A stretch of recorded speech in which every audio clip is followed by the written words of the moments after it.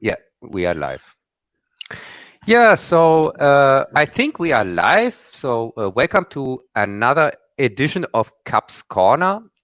This time more like Greg's Corner. And I have a guest star here, Euler Greg. Oh, no, sorry, Joe Bob This Greg. time, Hang on. more like corner. Damn it. And I have a guest star here.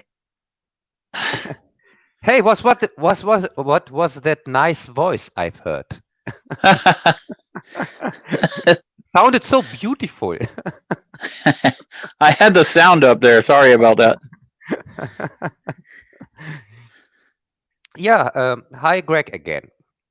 Greetings and salutations from Texas. Yes, Greg is from Texas. I'm from Germany. Obviously, you can hear that clearly with my dialect, who sounds exactly like Hitler, I'm pretty sure. Yeah, so Greg, you came up with an idea for this stream again, like last time. Yeah, so Greg, Yes, sorry about that. Yeah, I was thinking we might start out with Japanese movies. Specifically, something like Kurosawa films, and specifically, I was thinking Mifune. Yes, Toshirō Mifune, or Mifune, we call it here in Germany. Mifune? Yeah, I'm not sure of the exact pronunciation. I'm also not really sure, but I was really thankful for your suggestion because Mifune is probably my favorite actor, one of my favorite actors ever. And I've watched. I didn't know that. I just came up with it. Yes, because as you mentioned already, he played in many Kurosawa movies, and it's no secret that Akira Kurosawa is my all-time favorite director. I, of course, watched all of his movies, or most of them, and especially those with Toshiro Mifune are my absolute favorites. And probably my favorite movie of all time is Rashomon, and he's the main actor in that movie.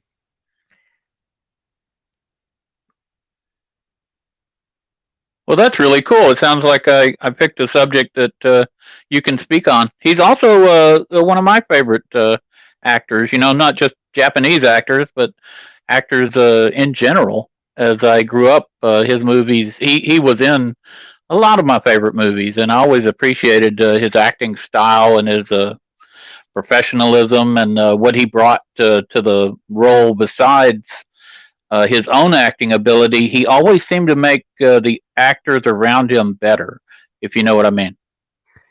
Yes, and we shouldn't forget that he was Shogun in the Shogun series. Here with Shogun.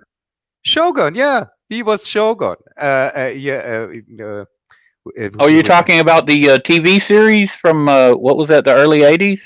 Yeah, with Quarterman here. What's his name? That's right. He was. And that was such a good series, really, for its time, especially. Yes. Here with Quarterman. What's his name again? Here, Richard Chamberlain. Chamberlain, that's it. Yeah. He did really good in that. I can't think of a lot of other stuff I liked him in, but I thought he did a good job on that. Yes, and I'm going to remember you of some other stuff where he was in, and probably then you remember him again, because I had to look it up myself to be. Well, that's cheating, isn't it? I thought you were supposed to go directly from memory only. That's what I was told. Yeah. Normally I do that, but not when it comes to Japanese properties or Japanese actors or directors, because they have just done too much. It's not like here the Western directors who made 10 movies or whatever in their lifetime, but these guys, they make hundreds of movies. So it's kind of impossible to go from your head for them. Yeah, and he's also no exception. He made he was in over 134 movies, and so yeah, I want to see the guy who can name all of them in right order. Yeah, well, that's definitely not me. No, definitely. Normally, before I go on, I've got my name as Joe Bob Greg today. That's kind of a tip of a hat to my video from the other day. I don't know if anybody even realizes who I was trying to do there. I don't normally speak in a yokel voice like that. Matter of fact, Kathy was like, "Why are you speaking like that?" She's was unaware of the Joe Bob connection I was trying to do. So, in case none of y'all are aware, Joe Bob Briggs does like a drive-in movie thing, or he did on TNT. Now he does it on Chiller. So it's kind of cool, and that's in my breeder's intro. I was trying to do like he does a boob count and monster transformations or whatever it is, and he wears his cowboy hat and talks in his draw. I don't know if that's how he normally talks, but I think it is with him. More of a North Texas, uh, I don't know, bumpkin cowboy. I don't know exactly what you'd call. Texas has a variety of accents, all the way from East Texas and far West Texas with New Mexico, and it's very large state. So we've probably got a wider variety of accents than even y'all guys. Yes, I watched some here a little bit of the original Joe Bob thing that you sent me, and yeah, I thought it was a really neat idea. Okay, thanks. I just nobody I talked to seemed to know who or what I was doing, so I was just Yeah, letting you know why I put that on there and why I did the intro like I did. Go ahead with the Japanese analysis. no, let's stick to breeders because that's also a serious issue. I'm glad that you finally made your documentary on this forgotten breeders thing to warn people about them, and I hope that the people learn from that. At least, Oh, they were a menace in the early '80s. We had humanoids and breeders and stuff yeah, all and over the creep. place. And look who's in the chat, Kathy. Yeah, hi Kathy. Yes, and Oh, this breeders thing. Your Joe Bob character is great, and he holds up on his own. You don't have to know who you are satiring, because it's a great character. And if I were you, I would use him again for another project. I think I will. Yes, I yes. wasn't sure if anybody was even getting it, and I didn't want to just be typecast as some bumpkin Texan. But honestly, that's not how. This is how I normally talk, as y'all well know by now. So when I put on that accent, I'm just imitating Joe Bob basically. Okay. Yeah, for me, all the accents are kind of funny. And Well, it'd be like if you tried to mysterious. do a Bavarian accent or something. I'm sure there's a German that. Hey, why should I do that? Bavarians I are don't know. Maybe there would be like a famous Bavarian, and you could make your parody of him. No one would know what you were doing, but it would be probably funny for yourself. no, it wouldn't funny for me. Nobody can stand the Bavarians. Even the Bavarians can't stand each other. So no, thanks. Well, I'm just saying there's some region of Germany that they wouldn't hate. Then I don't know. Yeah, every other region. You can choose every other region. It's just Bavarians are kind of here in Germany. We are constantly making fun of them, but really they're their own state. They pretend sometimes not to be part of Germany, and that's not a good thing. If you want to be community, you can't say, we are Bavarians and you are Germans or something like that. No, it doesn't work that way. And by the way, they are also the richest country in Germany. Maybe that's also a reason why nobody can stand them. Well, it looks like I hit a nerve. Yeah, no, but they are just so rich because they are the country with the least amount of taxes for big companies. And so every big company is there kind of like for free, and that's how they make their money. But of course, on costs of the rest of Germany, who has normal taxes for companies. So it's really not. They don't act very socially, or what you call it here, like in a society where people not just think about themselves, they think about also the other ones, and they don't act this way. They want every time they want their own thing, and also with this Corona crap, they are the ones who were first with the masks. They were the ones. Oh no! Yes, and you get in Bavaria, you get the hardest punishments if you don't wear a mask. It goes to 500 euros and things like that. So they're very strict with that. And the asshole who Maybe they could open up some kind of camp to send people to.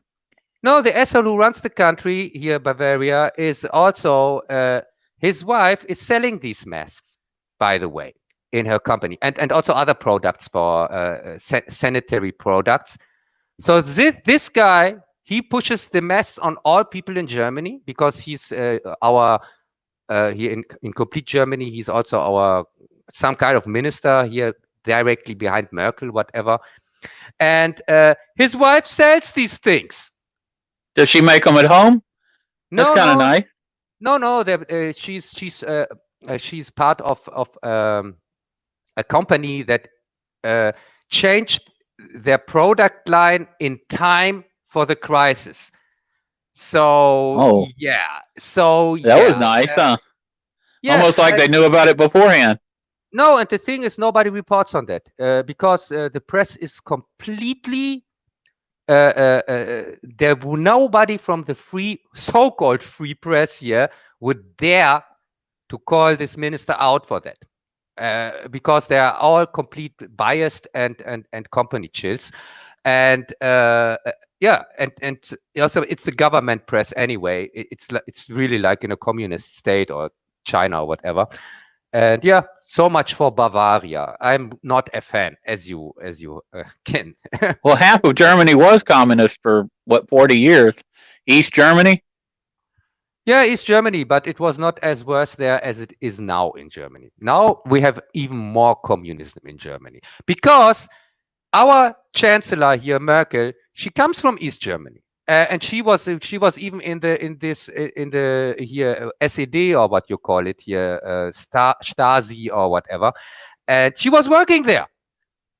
She was a secretary, and it's not even a secret. So yeah,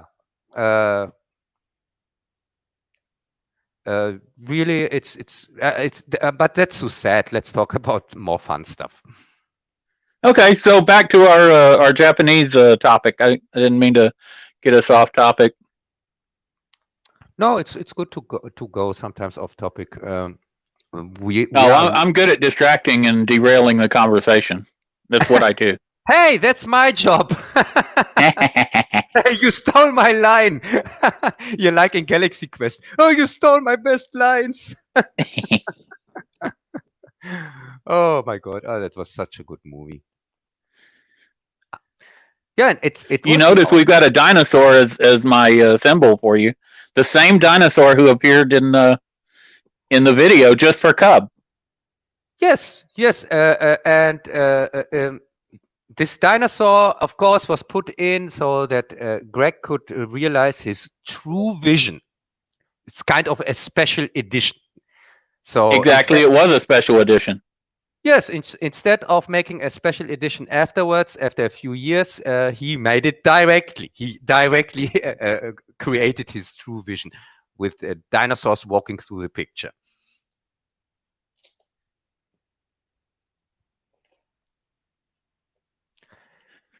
Yeah. So on Kurosawa films, What's your favorite one? Is it you're going to go with like the standard Seven Samurai? Because I'm going to grab that one first, so you don't get that one.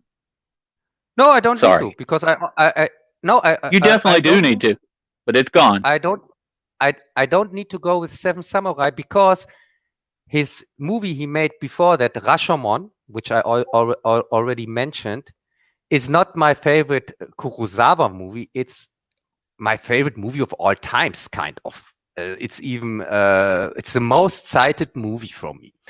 And Well, what makes it your favorite movie of all time? I mean, that's saying a lot. yeah, but it depends on my mood. If you would ask me another time, I would maybe say Cyrano de Bergerac is my favorite movie of all time, and sometimes even Empire Strikes Back. It really depends on the mood, because these are all 10 out of 10 kind of perfect movies. It's not really easy, because they're perfect in their own manner. Of course, if somebody says, "Oh, a Kurosawa movie beats every Star Wars movie anytime," or something like that, yes, it may be true. But for example, Empire Strikes Back is probably the best science fiction movie ever, and Rashomon is the best. What you call it? It's kind of a thriller, or something like that, a riddle. Because it even created a word in the dictionary, the Rashomon effect, if you have heard of that. No, I haven't. What's that effect? So the movie is about a crime that is committed, and the here in back then there is a little forest where somebody with his wife tries to pass, and they meet a criminal who kills the husband and rapes the woman, but he gets caught, and then he gets prosecuted, and now the movie is about what really happened. Because everybody, the movie is kind of told in back flashes, or what you call it here in it kind of the people. There are people meeting and asking themselves what was happening. Why can't we figure out what really happened on that day? And as I said, the overall story is the crime I already described, but everybody tells it differently. Everybody. So they show it in a series of flashbacks? Yes, they show it in a series of flashbacks. And for example, the woman said that she got raped from the robber here, here, the man here, the criminal. But but the criminal says that she kind of provoked it, and also she wanted him to kill her husband. And so they have already two different versions of the story. So he's saying it was kind of part of the bribe to kill her husband? Yeah, he says kind of payment. He just wanted to rob them, but the woman got excited, and also when the husband saw that the woman is not that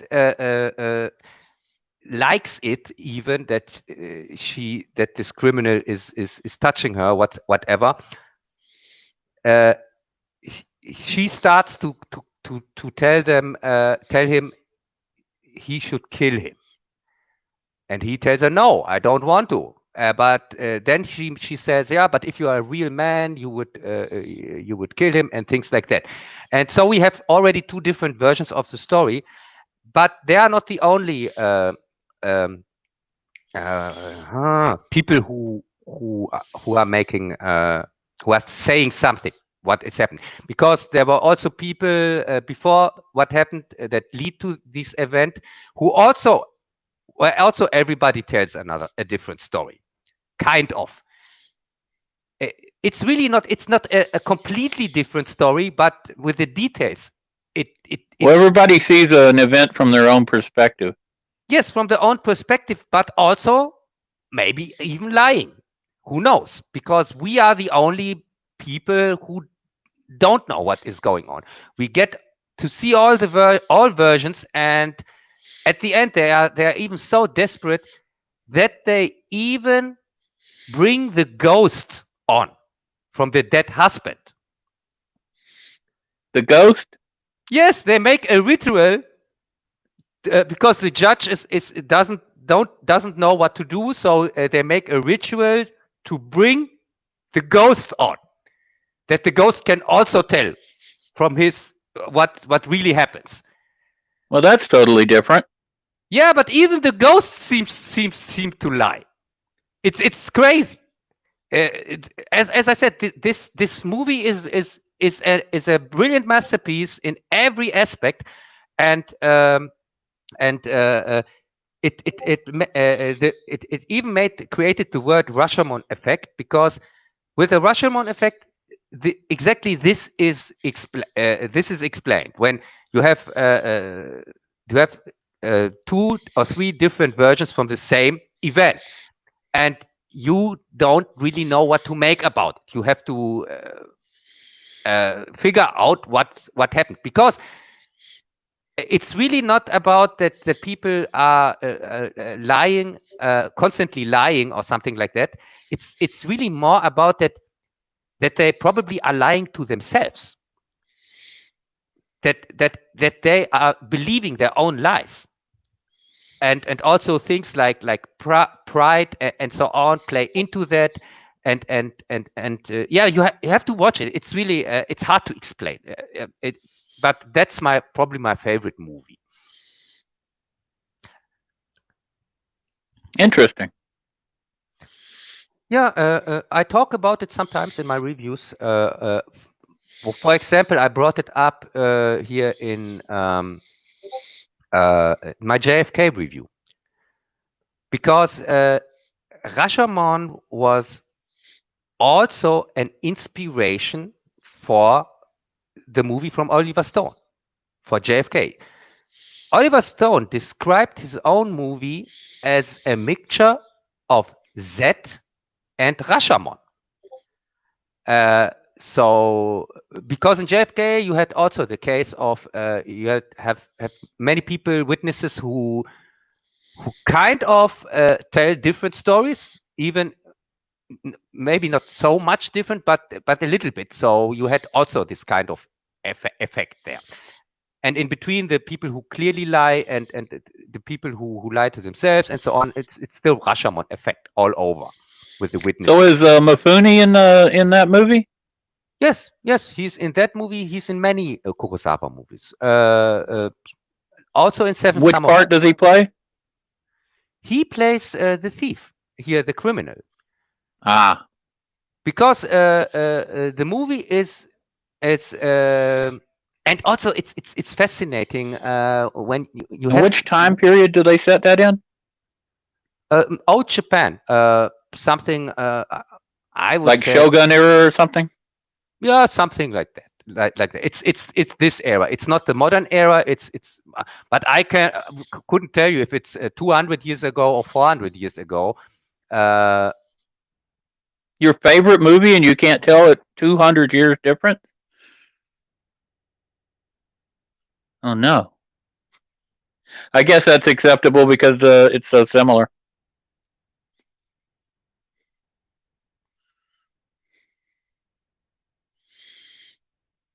For me, it doesn't really matter so much. It's just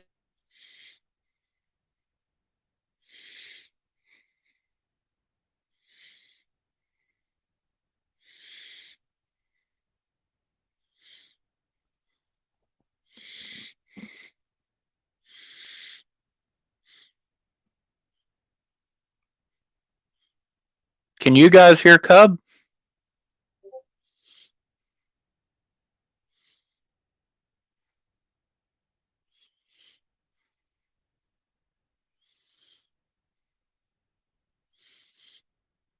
I've lost audio here on Cub.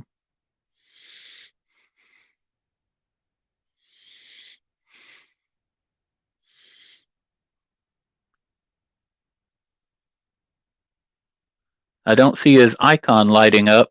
Am I on here alone? Oh, great. So I guess it's me. Oh, he's gone. Excellent. You know who it is? It's probably the Bavarians. One of those Bavarian choppers. I thought I heard it in the distance.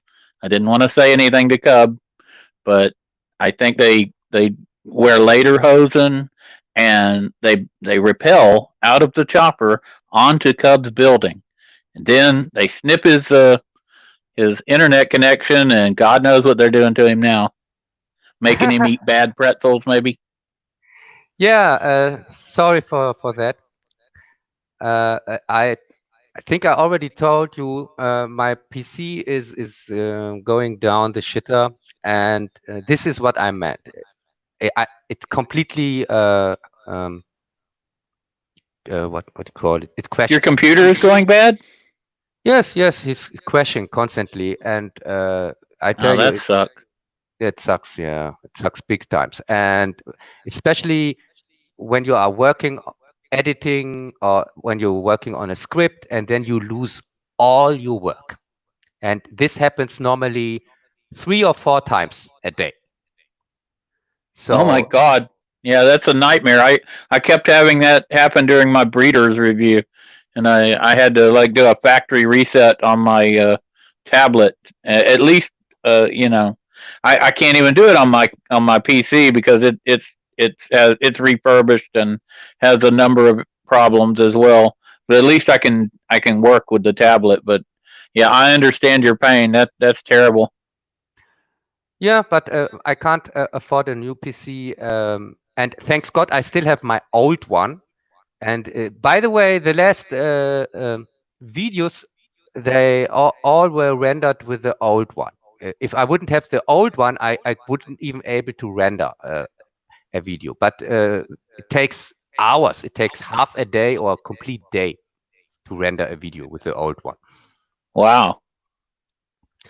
Yeah, but better than nothing. So No, that's true. At least you still got something you can use. Do you have a friend who's got an old computer? Maybe you could get one like that. no, I'm the one with the computers. The other ones have no clue. It's like you.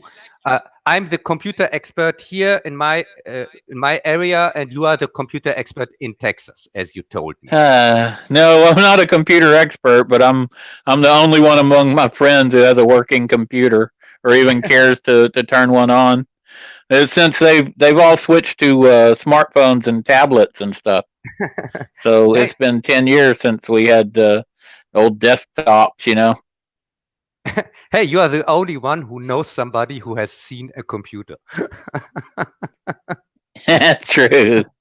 And I'm the only one really doing anything on with what I've got. Kathy doesn't sit around on a computer all day. I can tell you that. Yeah, But she has her smartphone right there, so she's always doing stuff on that. You know, it's how technology evolves and changes. I don't know about your favorite movie of all time because all the flashbacks. It sounds interesting, but I was never a big fan of flashbacks. It's yeah, but the flashback you have to see. The story is 3 people are meeting here in somewhere, and or 2 people are meeting somewhere, and a third comes on, and these 2 are constantly saying, "We don't understand what is happening." They don't understand what happened, and the third one wants to know what is going on. And these 2 people tell him the story about this trial, and that they couldn't figure out what actually happened. because of this Rashomon effect. Oh, And the nature of the story almost dictates flashbacks, so I can certainly understand it. I mean, yes, I just wouldn't probably put it at my all-time favorite movie because I'm not a big fan of flashbacks, but other people love them. So, yeah, that's great. and What was, go ahead. it's really when I say all-time favorite movie or something like that, this is not a kind of movie that where people the story doesn't even need to be told in a movie. It's just an interesting story itself. So it's really like a theater play or something like that. And so people sometimes confuse when they see then a Spartanic movie like that, and they say, "Oh my God, this was so boring, nothing happened," or something like that. Yeah, because it's really in this case it's completely about the story. It's not about the movie itself. Well, a lot of these Japanese movies run 3 hours or more, 3.5 hours. So you really have to have some kind of patience to, if you're a modern audience type of person. I don't think these youngsters could even bear watching it. But the camera work, the visual aspect of Kurosawa, like the depth of his shots. When you look at it, you see in the distance he didn't have CGI, but he used motion, and he used things like smoke or fire in the far distance, and then you had people moving in the middle distance, and changing of camera angles. It was really interesting if you like studying film, to see the techniques he used in such a primitive time to get his message across. Yes, as I said, this it's hard even to choose one of Kurosawa's movies, because with Kurosawa it's like with Kubrick. Sometimes you think Path of Glory is his best movie. Sometimes you think it's Doctor Strangelove. Maybe sometimes you even think it's Full Metal Jacket or Clockwork Orange, because all of his movies are brilliant, and it really depends on how you feel in this moment. But they're all brilliant masterpieces. And with Rashomon, it's the same thing. If you compare it to the next one here with Toshirō Mifune, which we both know, Seven Samurai, you have a complete different also style. Because Seven Samurai it's more epic, like compared to Rashomon. But also there is a very interesting story. The story itself is genius, and it is a 3-hour movie or something like that. But it's still, from my feeling, it's still on a good pace. It's not slow or boring or something like that.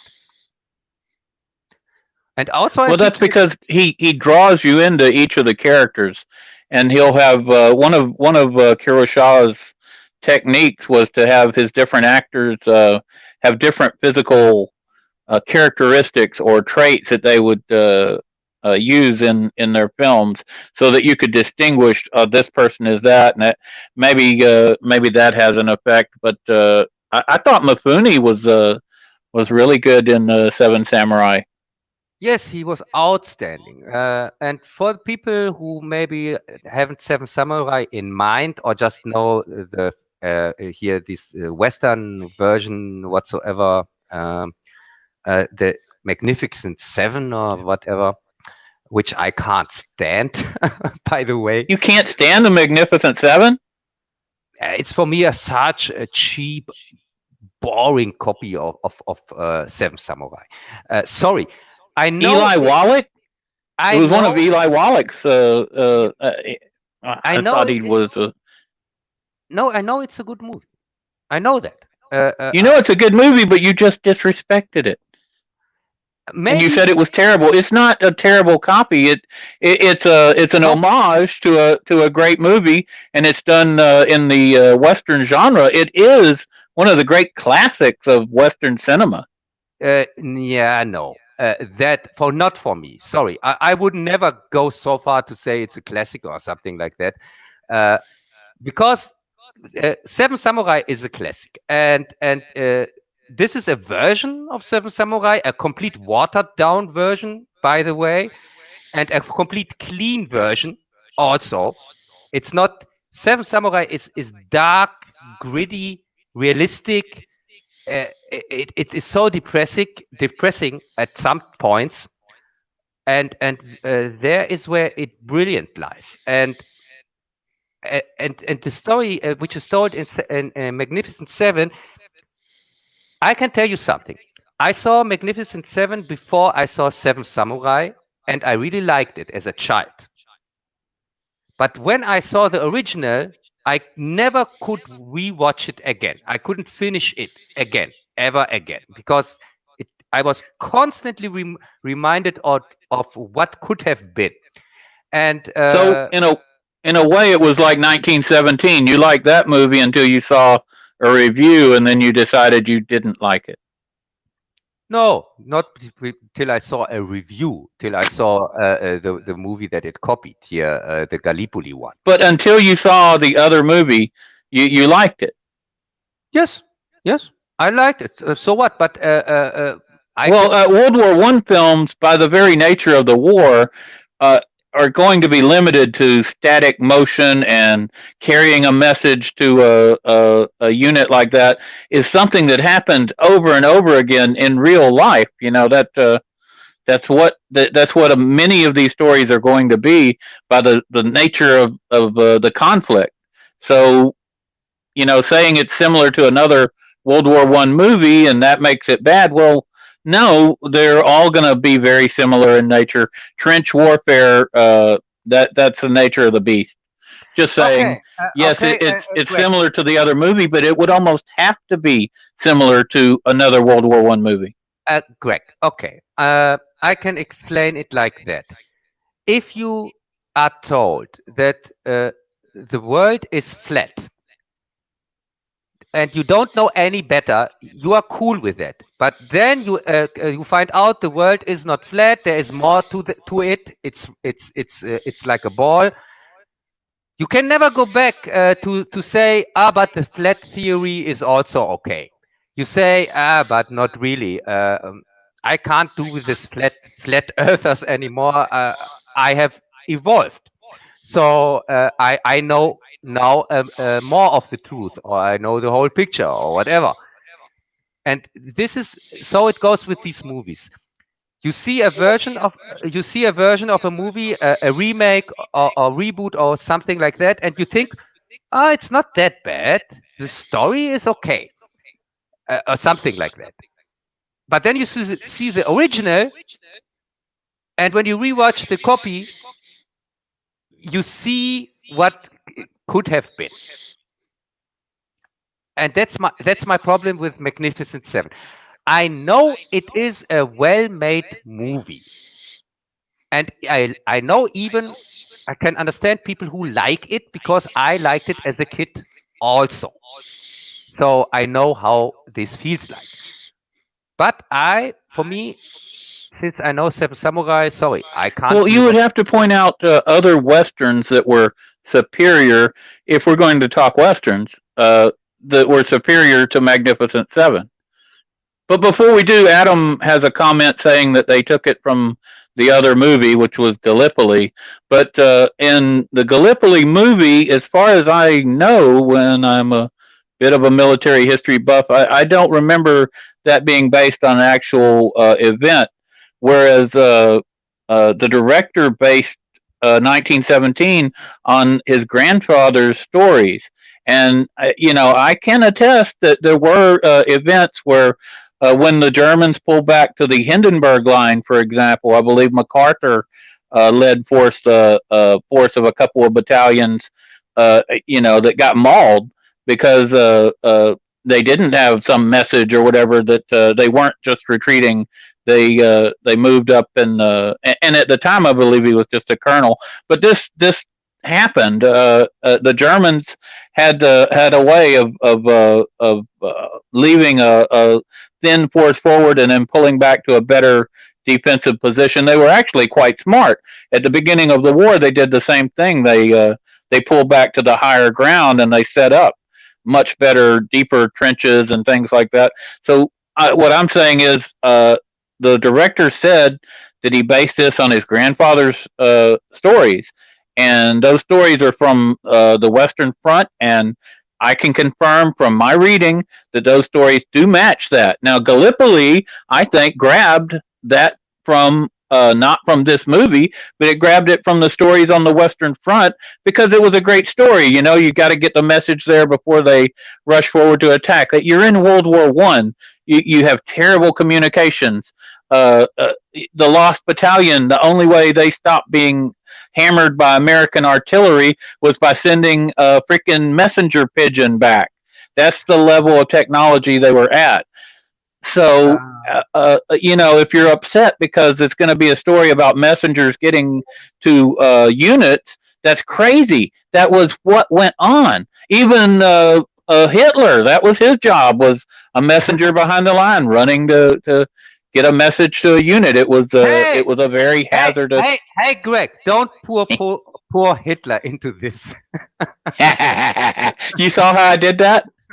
That's supposed to totally discombobulate you, and it worked. But I got a but out of you. That's a beer. Hang on, I got to grab a beer. Oh, okay. I was waiting to get a but. Okay. The thing is with war movies in general, I'm the wrong guy to ask which war movie do you like more, because I hate them all. I hate the subject matter itself. So it is very rare that you even get a decent from me when it comes to any war movie. Even Full Metal Jacket is the least rewatched movie from the movies I like.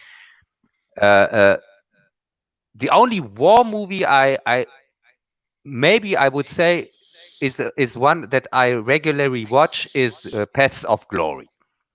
But that's it. It's the only one. That was a really good movie. Yes. With Kirk Douglas? Yes, it was a really, really good movie, and I like the movie so much because it's so against war, the idea of war itself, and also the hypocrisy of war, and it shows that perfectly. So it's kind of an anti-war movie, like where I can say it's really an anti-war movie, and and as somebody who can't stand war, it's definitely an anti-war movie. Most World War I movies are anti-war movies because of the nature of the war, and many other movies, if you examine them closely, are also anti-war movies. Yeah, but most of them are also propaganda crap, and even if they pretend to be anti-war, they are still pro the side they are portraying. But with Paths of Glory, it's nothing like that, because Paths of Glory doesn't glorify any side. It doesn't. That's because it's about the French. How are you gonna make a pro-French war movie? Yeah, no. Sorry. In Paths of Glory, the French, the first of the Germans are not glorified. The enemy, of course, they are just soldiers, and the French are also not glorified. It's even the opposite, where they portray the French army as coward and so on. Not the army itself, the people who lead it, who wants to shoot on their own man and things like that. Well, some war movies are more fun. Jez points out Stripes. Did you ever see Stripes with John Candy? Yes, I'm pretty sure I've seen that. But as I said, I'm not into war movies or war comedies or everything. War is for me kind of it's not that interesting. And by the way, I just watched 1917, because of the stream. I would have never ever watched it on my own. Never. I just watched it so we can talk about it on the stream. Because when it comes to war movies, I skip them normally. In general, it's so rare that I watch one. Well, I only mention it because you had made such a thing about it, it just when it comes to that point, I thought that the guy said that he was working from his grandfather's stories, and I believed him.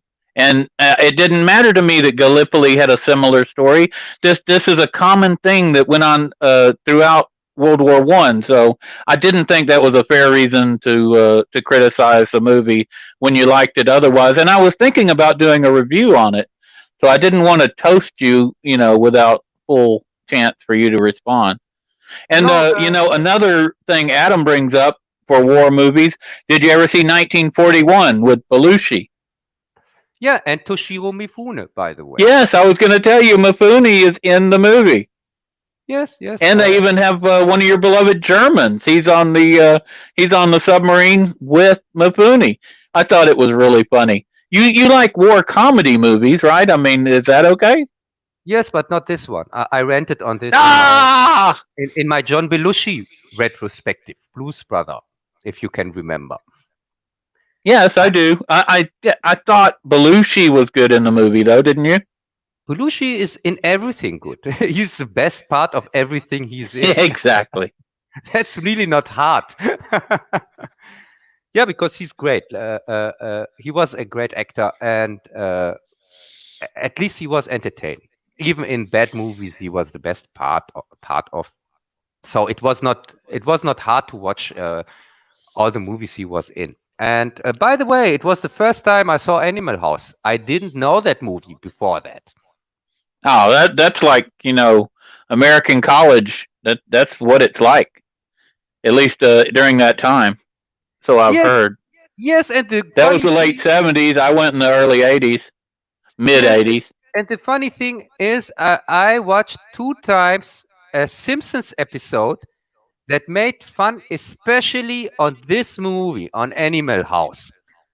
And I watched it 2 times and liked it very much. And then I saw the original, Animal House itself, which was the one which the Simpsons episode made fun of. And I thought, oh my God, it's exactly the one from the Simpsons episode.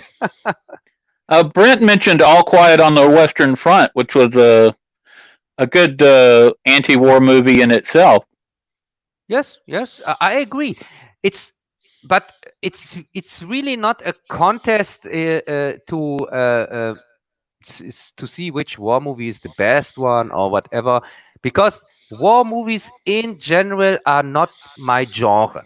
I would talk completely out of my ass if I start to criticize them or praise them. Oh, we're going to move on from it, but I thought it was important to include the chat because I know normally when I'm sitting there, people just ignore it. But as for Das Boot, which was also mentioned, that was one of the movies I saw that I thought it was one of the best war movies I'd ever seen at the time. This was like the early 80s. Is from the German perspective, and it was so real. The camera shots as they move through the submarine, I can't explain it all, but I came out of that movie thinking, wow, this is how a war movie should be made. Yes, by the way, I can tell you a little bit about Das Boot. U96. By the way, that's the number of the boat, and it's from a very famous director who is now very famous. Back then, he was more of a TV director, and it's a TV movie. By the way, it's a TV movie that was cut. It's a 6-part TV movie, something like that, which was cut for cinema release.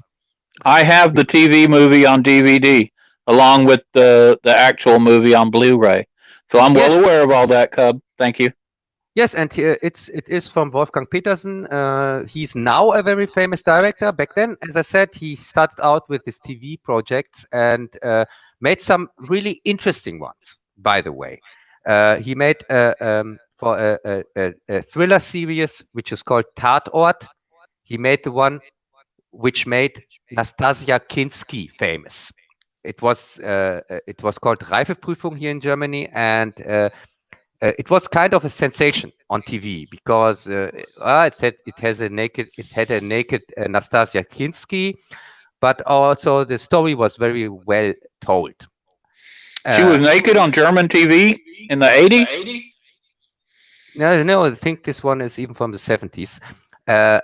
And it was kind of her breakthrough. She became famous after that. And Peterson, he himself made his jump to Hollywood with a Never-Ending Story. It's probably one of his best-known movies, but he also made Enemy Mine, by the way. It's also from Wolfgang Petersen. Oh, that was a good sci-fi movie. Yes, it was an interesting sci-fi movie, and especially the performances here of what's his name, Dennis Quaid and Louis Gossett Jr. They were really good. I liked that.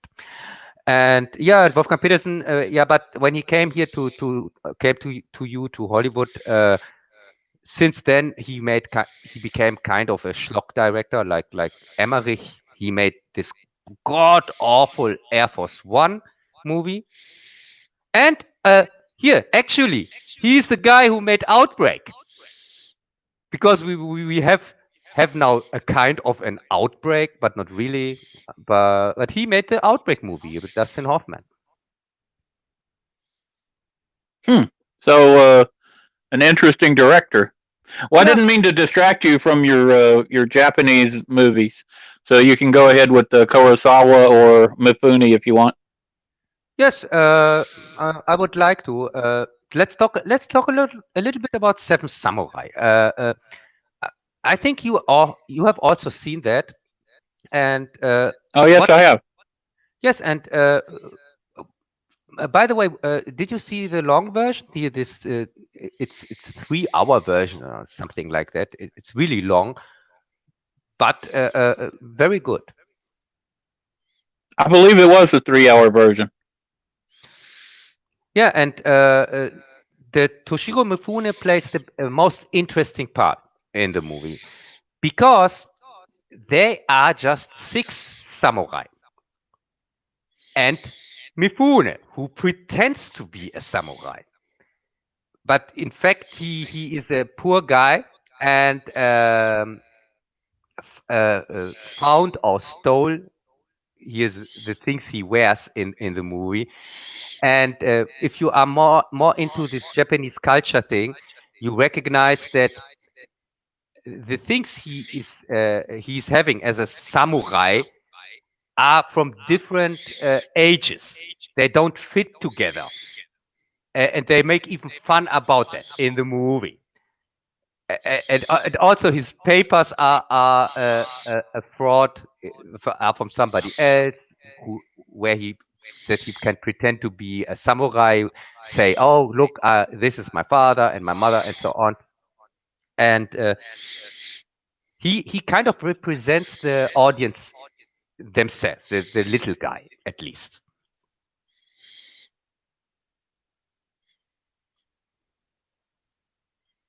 He's also kind of a misfit and an outcast. I guess that would be because he wasn't the samurai, so he was playing it as it should have been played. Yes, he was a complete outcast, and he had many functions. He was also the comic relief guy. Of course, not with comic relief. I don't mean here this over the top one. I mean he was. There are a few jokes in the movie, and they are mostly connected with him. But as I said, the character he plays is very interesting, because he's constantly also explaining to the audience what is going on. When he says when he explains why these poor people who brought the samurai to protect them from the robbers, from the criminals. Why they are afraid of the samurai and also ashamed at the same time.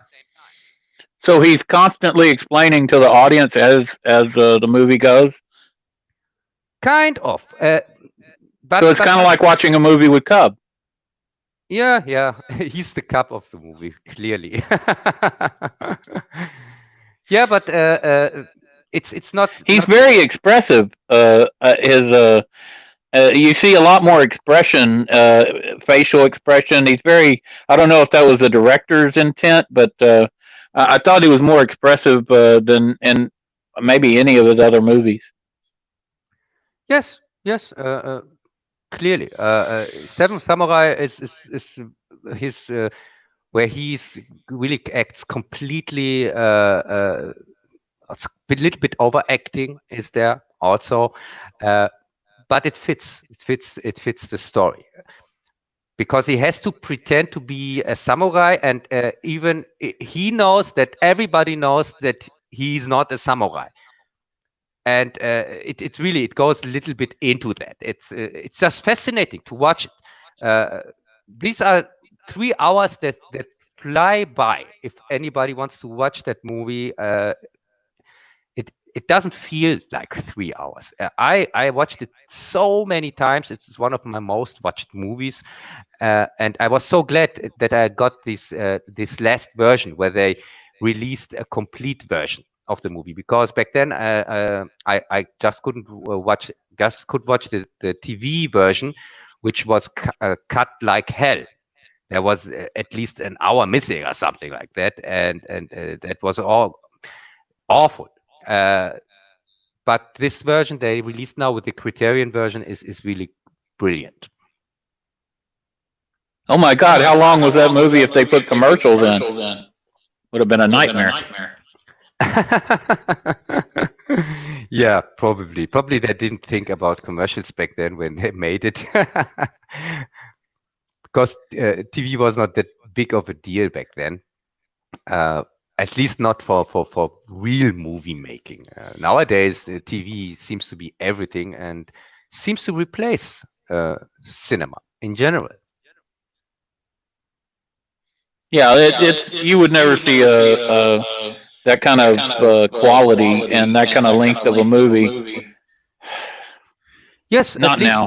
At least not with this kind of story, because this movie has also action scenes, and they are very good and very exciting. But it has also very scenes where it seems like not much is happening, but it is, because for example, the fight scenes, there is directly in the beginning is a fight scene between a samurai and another one, and in fact they are just standing in front of each other and staring at each other, and then they do one move, and one of the samurai said, "I've won," and goes away, and the other one is complaining, "No, you didn't," because they don't use their swords. They don't use sharp swords. They use sticks or something like that to not hurt each other, and they repeat it then with swords, and then this other guy who was complaining dies. They repeated it because he thought he had not lost, but he clearly had lost, and everybody else could see it. He was a fool. And yes, the nature of you notice the Japanese don't wear armor, and they don't bang their swords against each other European style. I have a samurai sword along with several other swords, and I was in the SCA, the Society of Creative Anachronism, so I have sword fighting experience, and I can tell you, samurai fighting is generally one draw. You draw and strike, and it's instant and deadly, and they don't hardly ever clang their blades against each other. So that's highly accurate. And Mifune was also an expert with the sword. Yes, and he was also an expert with judoka or judo or what you call it. And for coincidence, I was back then in as a child in where you can learn that. I was there for 10 years. Uh, Sports club or what you call it. Oh, fencing? No, judo or I don't know what it's called in English. I don't know what you call it either. I can't understand you. Is it a type of weapon? No, it's a fighting style. Oh, it's like a Japanese fighting style or something. Yes, here I write it in the chat. Can you see it? That's Oh, how judo. yeah. That Okay. I was making myself judo for 10 years or something like that, and it was a kind of coincidence that Mifune was also an expert in that because I bought I bought back then a book because I wanted to learn stick fighting, how to fight with a stick. It has a special name. It's the stick fighting. Well, I trained with a staff. I don't know if that counts. Quarter staff and a sword yeah, and a pole arm. It was a it's 10-foot long pole with a axe on the end. yeah, no, it's a kind of fighting with swords, like swords, but not with swords, with sticks. Stick fight. Oh, well, I don't. There is a name for that. Kendo. Yes, thanks, Jess. Kendo. And I bought a book about that, and I was so surprised that it was they used Mifune as example to show the choreography. Wow, that's really interesting. So you tied it all in, and that's well done, Cub. Yeah, it's really it tied so well together back then. So I became a huge fan of this actor and also of Kurosawa, of course. And yeah, So if I let you wander around long enough, you do come back to where you were meaning to be. That's interesting. yeah. So there is a big part of Kurosawa movies also with Toshirō Mifune, which have a special place even in the Kurosawa retrospective, and these are the Shakespeare adaptations. Because for me personally, Kurosawa made the best Shakespeare adaptations, even if they played out in Japan. But he used the Japanese here king houses from back then to replace the ones from Shakespeare. But he kept the story and also the dialogue kind of, and it's fascinating to watch that. And one of his adaptations was I have to look the English title. Oh, there is no English title. Seemed like 1 second. Throne of Blood. Oh yeah, Throne of Blood. This is the English title, and it is a Macbeth adaptation. Yes, I've seen that. It's interesting. Not really my cup of tea, but go ahead. Yeah, but completely my cup of tea, because I'm not the biggest Shakespeare fan, and also I'm not the biggest fan of Shakespeare adaptations. I like them, but they are not on my top list of adaptations. I like them. Well, some are better than others, but I thought the Japanese versions were kind of overacted. Yes, maybe. But for me, they are the only ones that I rewatch. There are exceptions, of course. The Macbeth version from Roman Polanski is genius, absolutely brilliant. I would rewatch any time, here from the 70s. and also the Richard the third, I think, the one with Ian McKellen. Oh, the one that's set in the modern times? Yes, the one that's set in modern times. That was excellent. That was very well done. I'm surprised you liked that. Oh yeah, it's genius. I really like that very much. But that's kind of That may have been the best Shakespeare I've seen, at least for a modern adaptation. I was very pleasantly surprised. yes. Same goes with me. It's by the way, uh, these are movies that are even in my collection. And I told you it's harder for a movie. It's easier for a movie to be accepted by Gattaca than to get into my collection, kind of. So these movies made it into my collection, and but all the Kurosawa Shakespeare adaptations are already there, are already waiting there. And thanks to Kurosawa, I even got a new appreciation for this author. Because before that, it was kind of, yeah, it's okay. Yeah, not really my thing or cup of tea.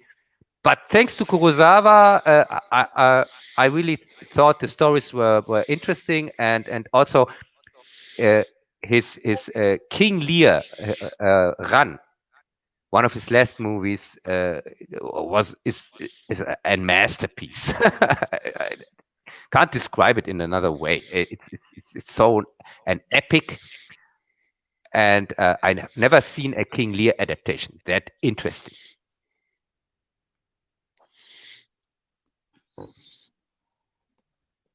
So as for Mifune, the one of the movies I wanted to touch on was the western he made. Are you familiar with that? Yes, Red Sun. of course. But if you touch on that now, because Red Sun is, I think, from the 70s. Yeah, from 71 or 72, I think. Yeah, and it would be it would be kind of a dick move from us if we jump over the next one, which is the Forbidden Fortress. It's the one that Star Wars took inspiration from. If you can remember. Oh, Fortress. Yeah, I do remember that. Lucas took that as inspiration for the first Star Wars movie. I was going to say that, but you jumped ahead of me. You were going by timeline. I was going by what needed to be discussed because you had mentioned the Magnificent Seven, and I thought Red Sun and Magnificent Seven were kind of a, a duality. Movies, Western movies that had the Japanese flavor to them.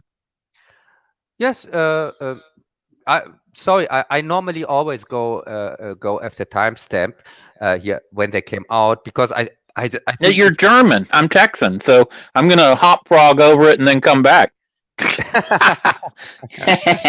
No, you go ahead. That's fine. Let's go, Chris. no, Because that does tie into Star Wars, and these people love Star Wars. yeah, because we are constantly talking about Star Wars and things like that, and it fits really. Exactly. Go ahead. You're more the expert on that.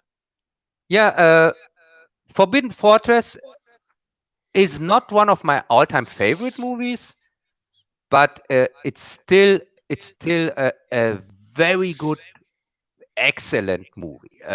So even a mediocre movie from Kurosawa is still, compared to other movies, still a masterpiece. Well, it's not mediocre. It just didn't have enough flashbacks for you, probably. No, I mean mediocre from here. If I compare it to Seven Samurai or Rashomon or Ran or something like that, then it's the weakest one of those. But still, it's still a very, very, very good movie. I said mediocre, but I don't mean it's a mediocre movie. Compared to the other, I have to that people. I don't know. I think it compares pretty favorably. Yeah, but no, because no, I can't just say about every movie it's a masterpiece, because then nobody gets which movie I like more and which movie is my favorite and which my least favorite or something like that. So that the people just get that I prefer the other ones over the Forbidden Fortress. Yeah. So what did you like about it? You told us what you didn't like and how it doesn't compare well, but what did you like about? I think it's Hidden Fortress, isn't it? Yes, Hidden At least Fortress. that's what they're saying in the chat, and that Yes. sounds like what I remember. Yes, it But is. I've been drinking for a while. No, it is Hidden Fortress. Yes, I would sometimes say Forbidden Fortress because Forbidden Fortress does sound cool. I'll give you that. no, because the German translation it's in Germany called Verborgene Festung, and the word hidden is in German verborgen, but verborgen sounds a little bit like verboten, which means forbidden. So Oh, that's why, verboten? Oh yeah. yeah, All is verboten. We all know that. yeah, alles verboten. Yeah, and so this is why sometimes I confuse. I say Forbidden Fortress, even if I mean Hidden Fortress. Yes, what I really liked in the movie is the style it was made here. It had here with these vibes and so on, and also the pace. I liked it. The story was fast forward going. What I didn't like so much was story itself was kind of not really so exciting to me. I wasn't so much invested in the characters because this princess, there was this princess character and her bodyguard, and that she tried to get back in power, kind of, because her family was ruling before they had to go on the run, and so yeah, I was not really invested in the characters. I like it more when the stories are about characters. So did you like it when Lucas told the story in Star Wars then? The same similar tale? Yes, I like Lucas' version of the story better than the. So if the Japanese one had been set in space, you might have actually liked it. No, I don't think so. No, but no, I'm not ashamed to say that I like the version Lucas told with Star Wars. It's Well, it just seems unusual. You like the derivative version more than you did the original Japanese classic version. Yes, I know, but just because I'm a huge Kurosawa fan doesn't mean that nobody is able to maybe tell a story better than him. He's not God or something like that. His story was now okay. that's very true. You're actually accurate. Star Wars was the better made film. That was a trap I was laying for you. Good job. No, yeah, and yes, and even I say in my review that he took huge inspiration from that movie. Yes, that it is true, but it wasn't meant like he stole the idea or something like that. I would have, the only thing which I would have preferred would have been if he would have given Kurosawa a little bit more credit. That is all. Something like based on a story from Kurosawa or something like that. But Lucas is much too pride guy that he does something like that. He doesn't like to share his fame.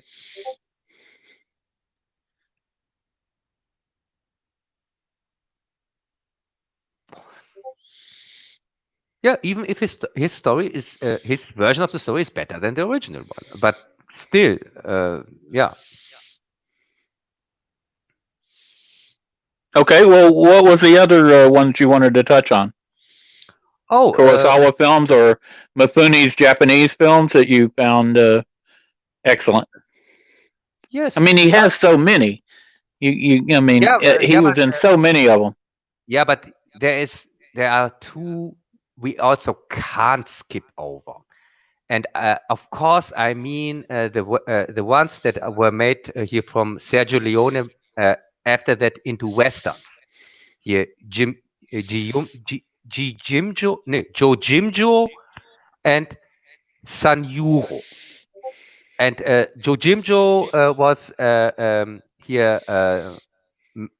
People know this movie in the Sergio Leone version with Clint Eastwood. It was the one which made Clint Eastwood famous. Here, Good, the Bad, and the Ugly. no, before that. What's Oh, for a few dollars more, or yeah, for a few dollars.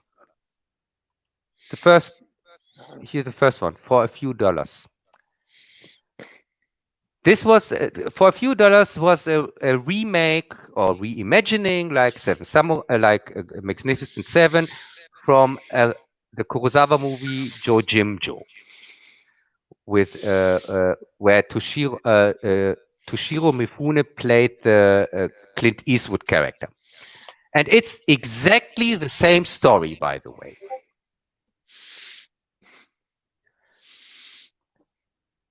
And it's another case where I at least like the Western version equal to the original version. It's not that I say the Kurosawa version is the more superior version. Not in that case, because Sergio Leone did a really magnificent job. Not like with Magnificent Seven, the one. John Sturges, I think, is his name. go ahead. I gotta grab a beer real quick. Okay. Yeah, as I said, with magnificent here with for a few dollars, this is also one of the rare cases where I say that the remake or reimagining, whatever, is not that bad. I like it as much as I like the original, and there are even some elements which I like more in the Clint Eastwood version. And even though that I can't stand Eastwood anymore, and even though I normally prefer Kurosawa's versions, but in this case I have to be fair. Sergio Leone did such a good job. It is really, really a very good movie. Oh, Greg, I hope you are back. Yeah, and the continuation was okay here for a few dollars more, or what it's called here with Leaf and Cleave. I like that movie also. Let's say what Greg has to say, because this is more his genre, I think.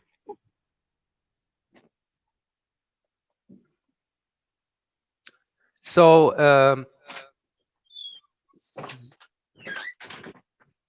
I'm really curious about Greg's opinion here, because as I said, he's more the Western guy. It's not so much my Okay. job. Oh, Greg, thanks God. You left me here What's wrong? completely alone. You don't do I that. told with you I was going to grab a allies. beer. What happened? You get so Hey. lonely. Hey, you don't do that with your allies. I expect that maybe from annoying Brits, but not from my American allies. I thought you'd be okay for like a minute and a half.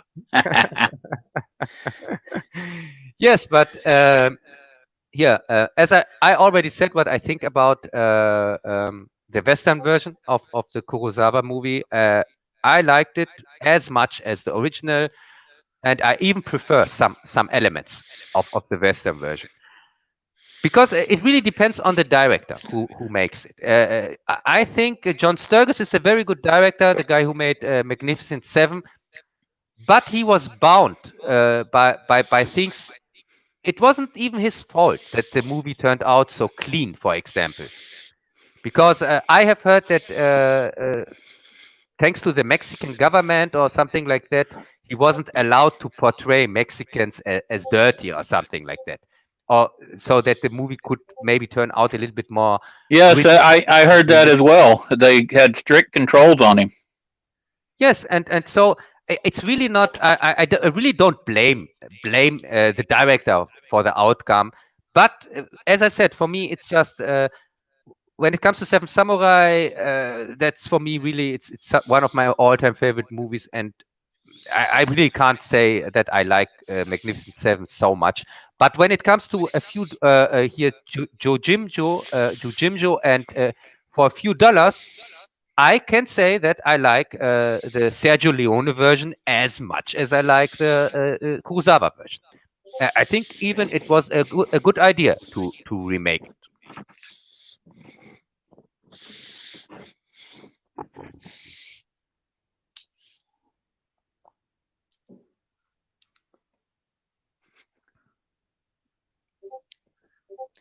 Yeah, Greg. Yeah, I'm here. Yeah.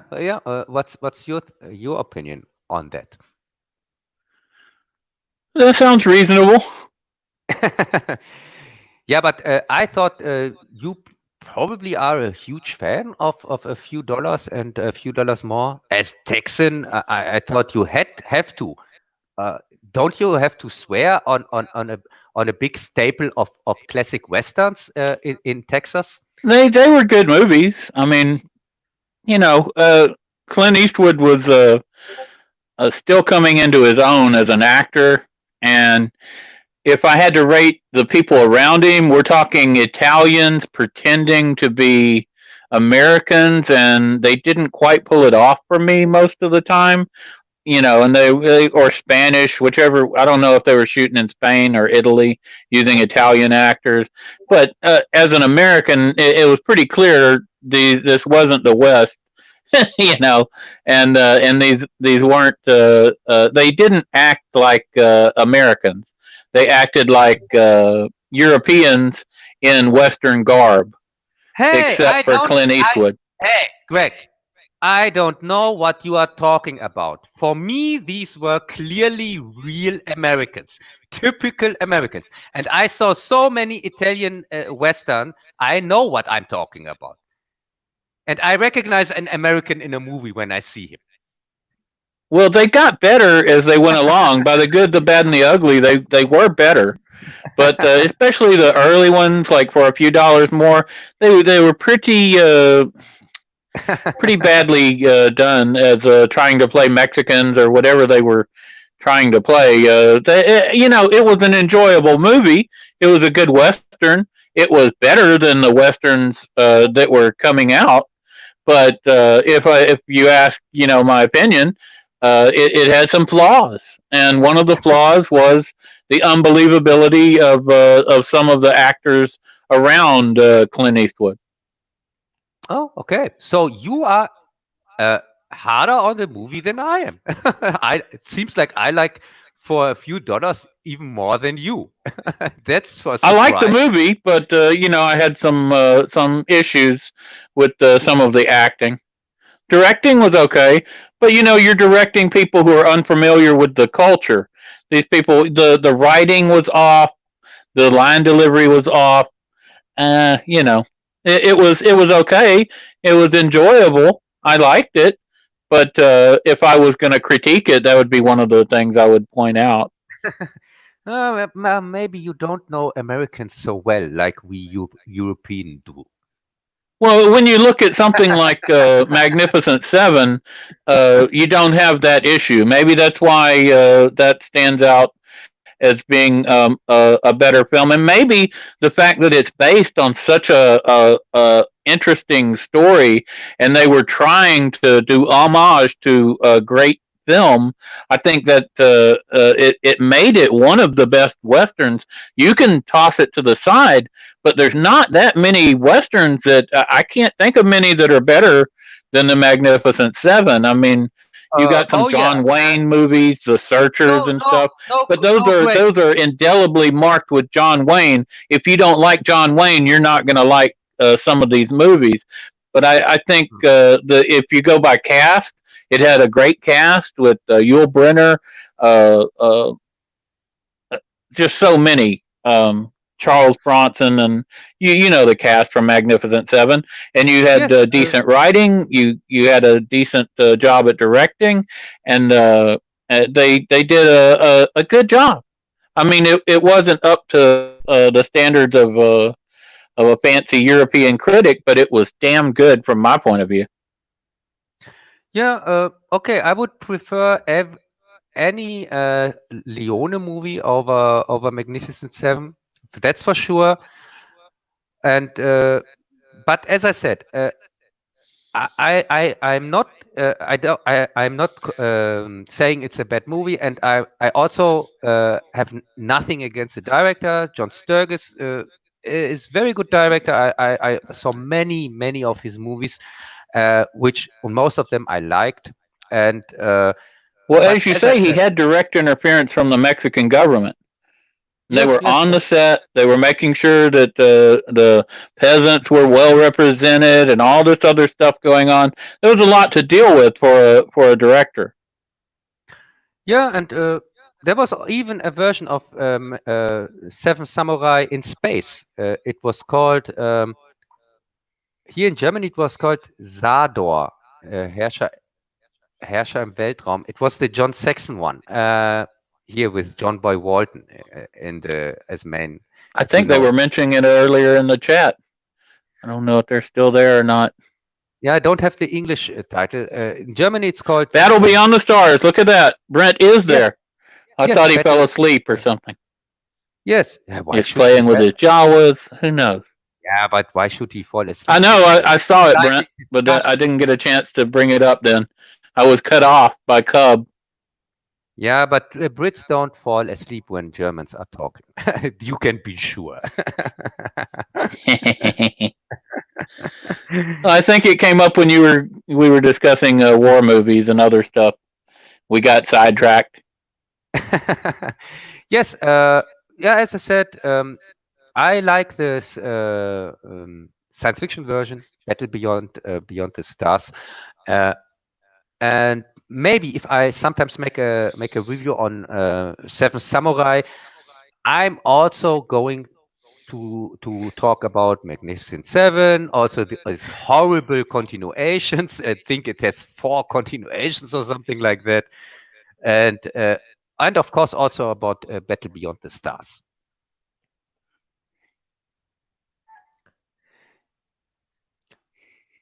Yeah. Well, that sounds like a good plan.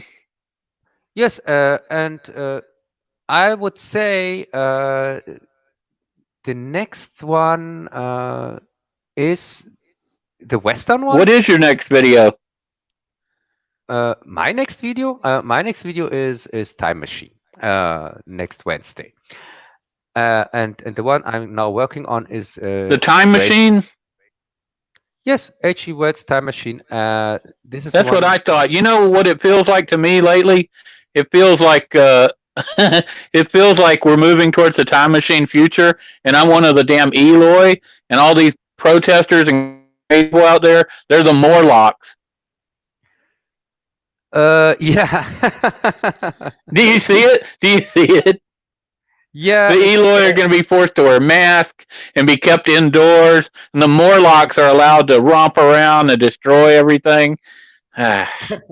Yeah, but every now and then they get a hold of a few of us and sacrifice us. Yeah, it's funny. I'm going to make such a connection in this version. I'm making a direct connection. That's also the reason why I even chose that for next Wednesday, because it starts my Utopia 7-part or what you call it, and it's kind of the first one because it directly makes the connection to the H.G. Wells future that he came up with, and the actual what we actually are having now with this Corona shit, and people are forced to wear masks and so on.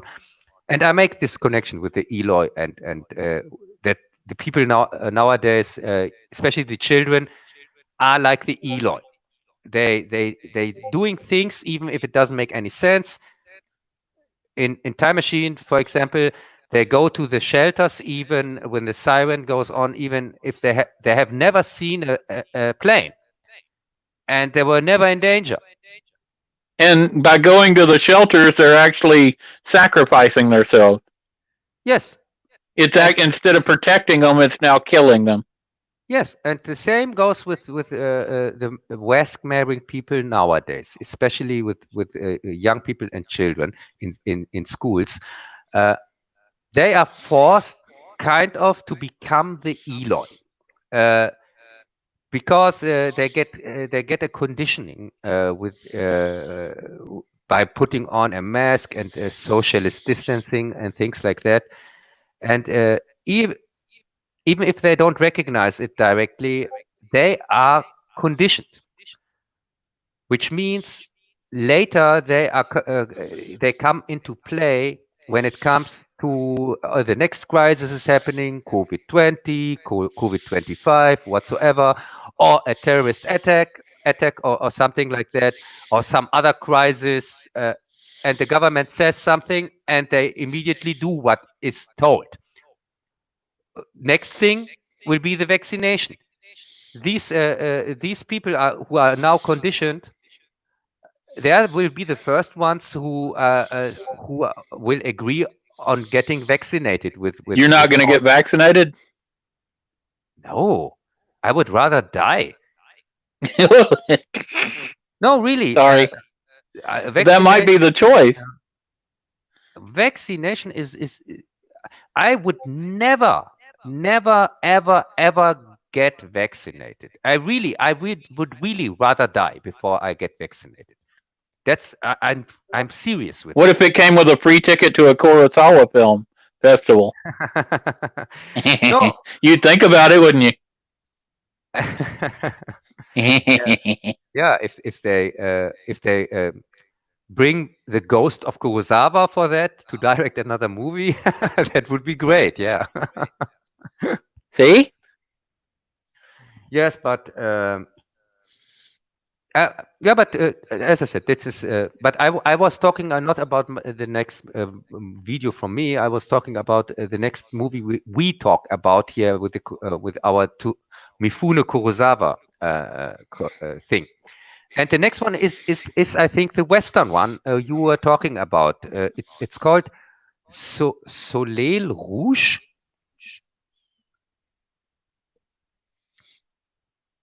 Correct? Yeah, I'm here. I was just listening to you. Were we going to talk about Red Sun now? Red Sun! The Soleil Rouge! Red Sun! What the fuck?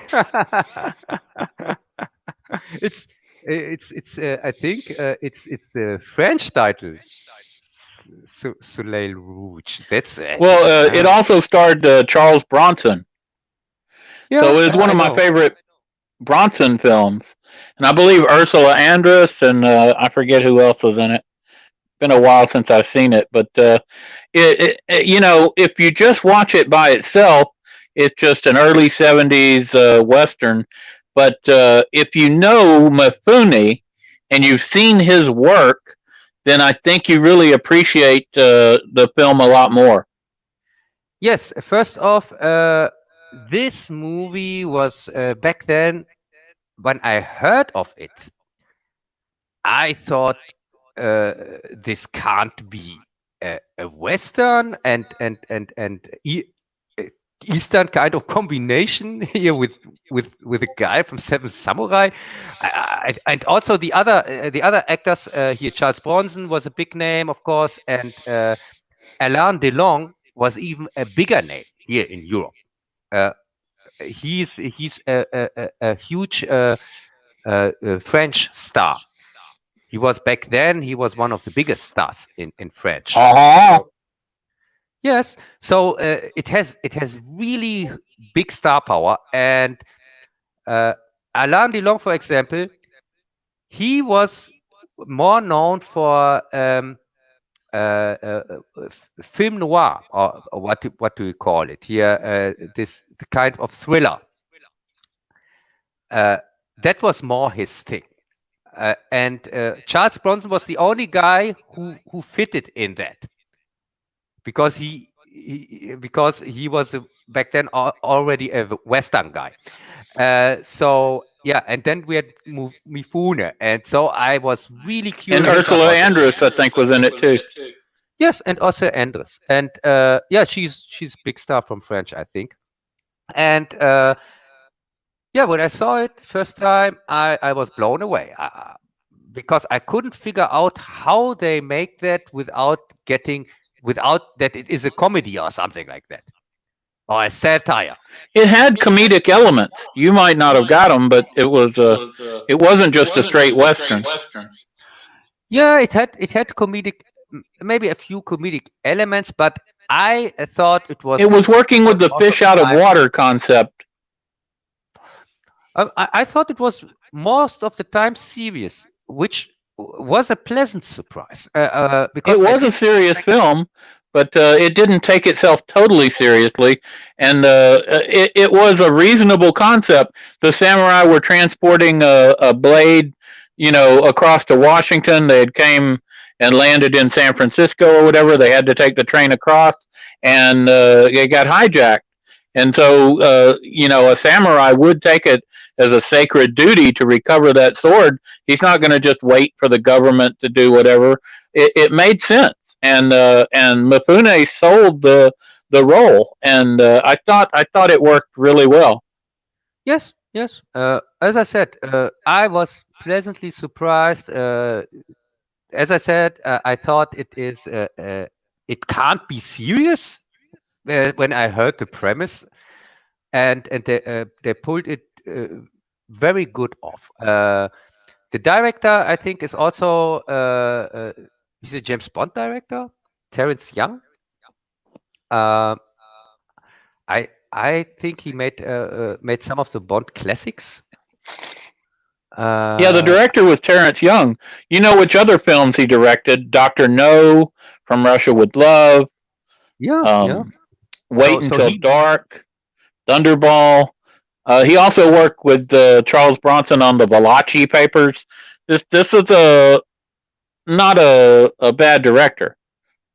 Yeah, and yeah, he made even the first Bond. Dr. No was the first Bond, and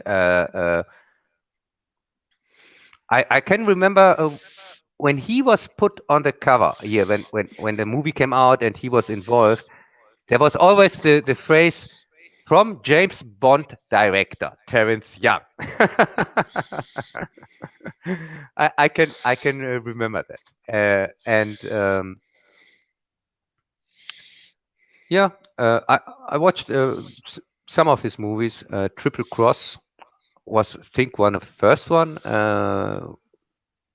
because it came back then. It was aired on TV, and yeah, I think it could even be the one of the first movies I watched from this director. Yeah, and the other ones, most of them I know. Yes. Well, the Bond movies were some of the best ones in the series. Yeah, and Thunderball was the one even that got remaked here with Never Say Never Again.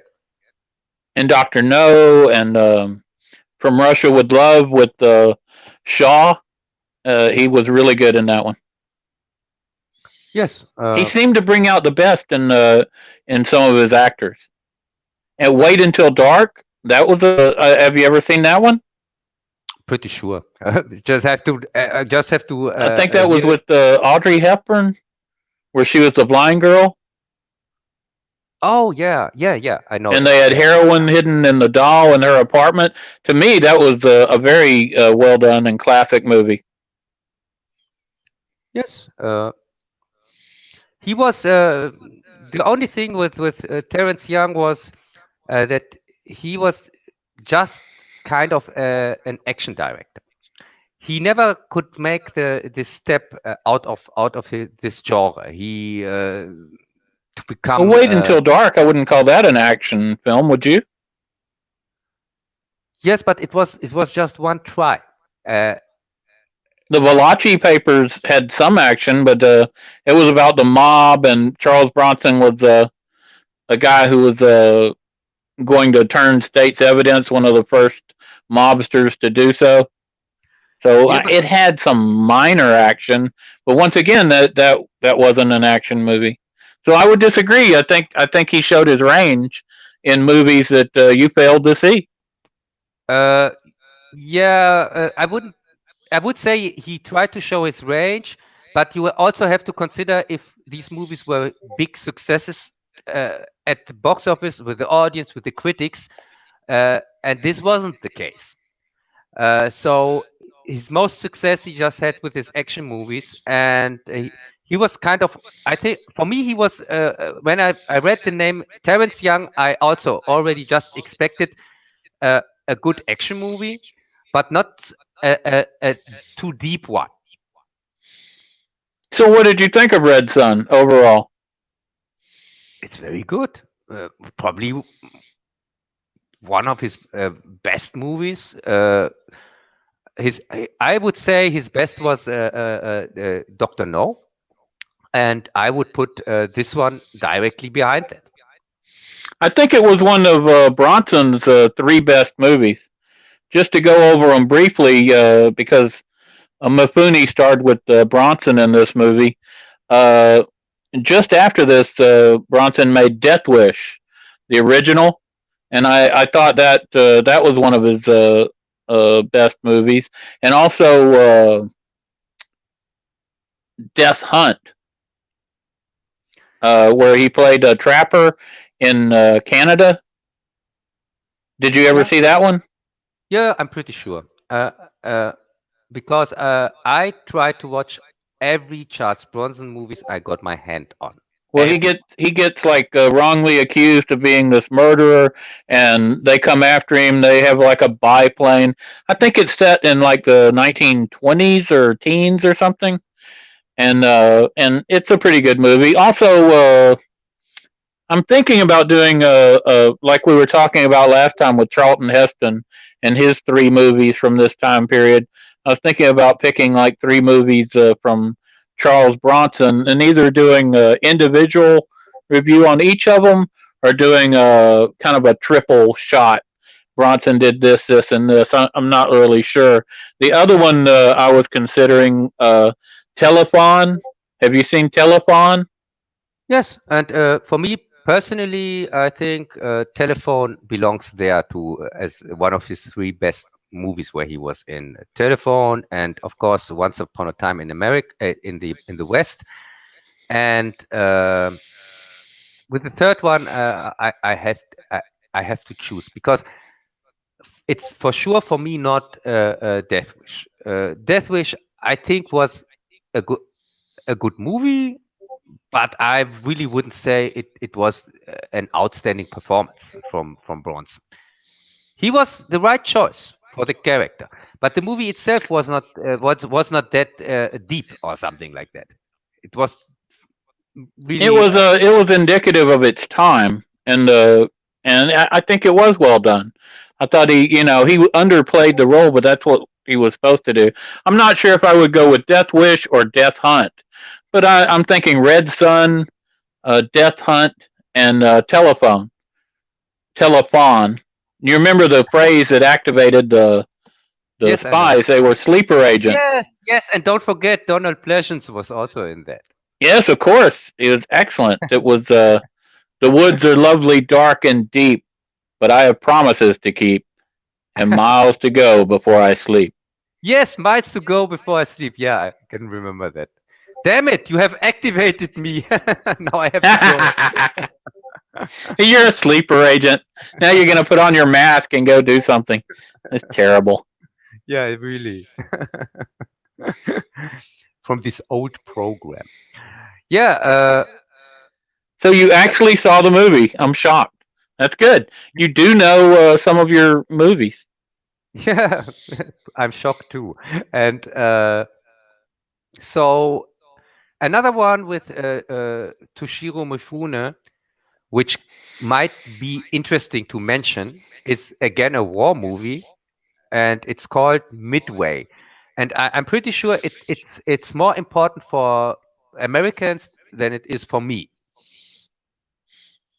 Oh yeah, he was in Midway. It was the 1975 version with Charlton Heston, and Yes, it used a lot of stock footage from World War II. Y'all be happy to know there was no CGI in the movie, but it was a Midway is a tale that deserves to be told. So I'm glad they remade it, and they might not have made the best movie, but they needed to remake that and make it historically accurate. I prefer on movies that are about big events like this. I want history to be told as it actually happened. I don't want to see something like with Pearl Harbor on the new version from 2000 or whatever, where you make up a whole bunch of stuff and plug in a bunch of characters to have a love story. And no, you need to have an accurate depiction of what happened on important events. That's just how I feel about it. But he also was if you're talking about war movies with Mifune, I remember him in Hell in the Pacific with Lee Marvin.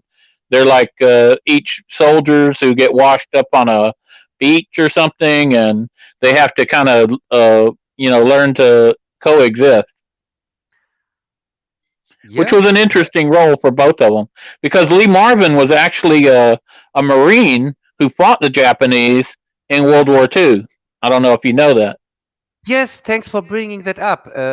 This is a movie which came before Red Sun, and yeah, I liked that one really much when I saw it back then. Well, probably as a child, I saw it back then as a child, and I was impressed. So there were several war movies that you liked. That's amazing. Yes, and probably this is kind of war movie I would even rewatch because it's with the small scale where it's. We already talked about a movie like that.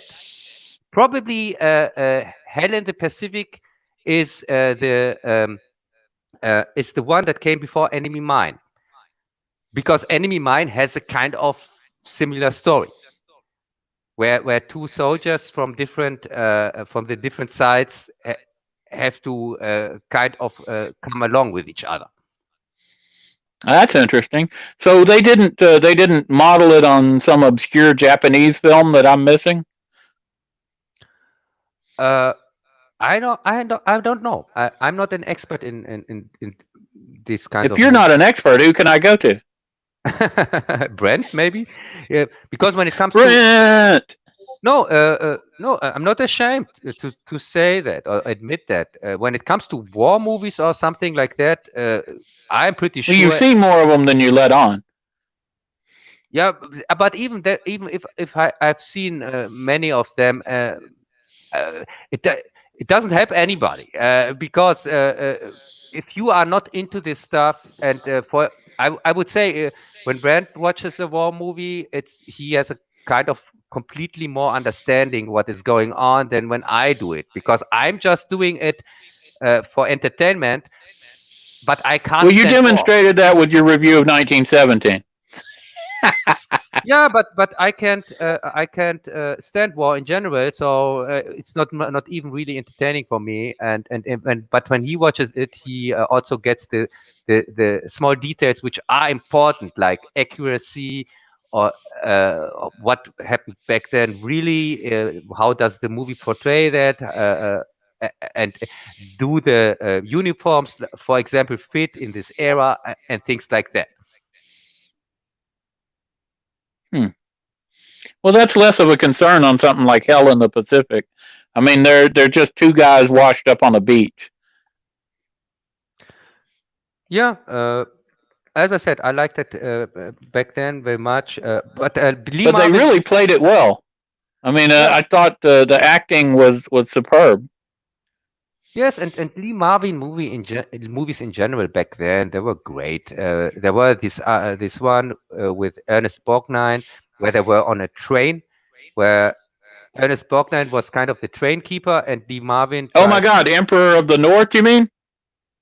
Well, maybe that's the English name. I just, of course, Yeah, I just know the original. Ernest German. Borgnine was the whatever you call it, where he keeps them off the train, Yeah, yes. so they can't ride for free. Yeah, Yes. that was Emperor of the North.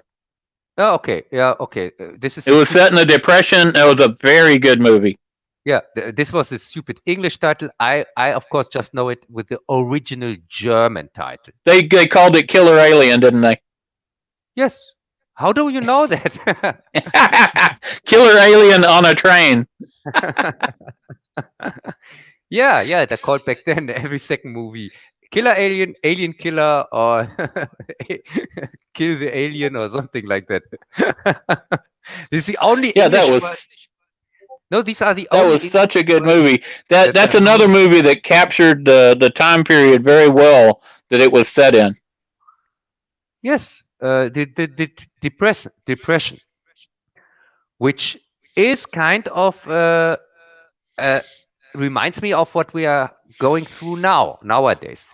We are nowadays also again like back then in the people in the 20s or whatever. We are again in these depression times because of the crash of the financial centers and things like that, which is coming, which nobody is preventing us for. The economy that goes completely down the shitter and things like that. Yeah. So yeah, that it seems like everything goes full circle.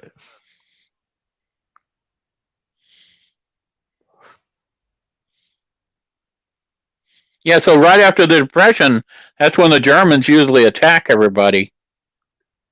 No, we attack the people before that even. We don't wait that long. Yes, but to come back to Midway, the remake was, I think, last year. And by the way, it is a Roland Emmerich movie why I didn't watch it. I saw it. Oh, okay. So how is it? Well, the CGI is a little iffy. The acting is kind of a little flat. The writing is okay, but the historical aspects are spot on. The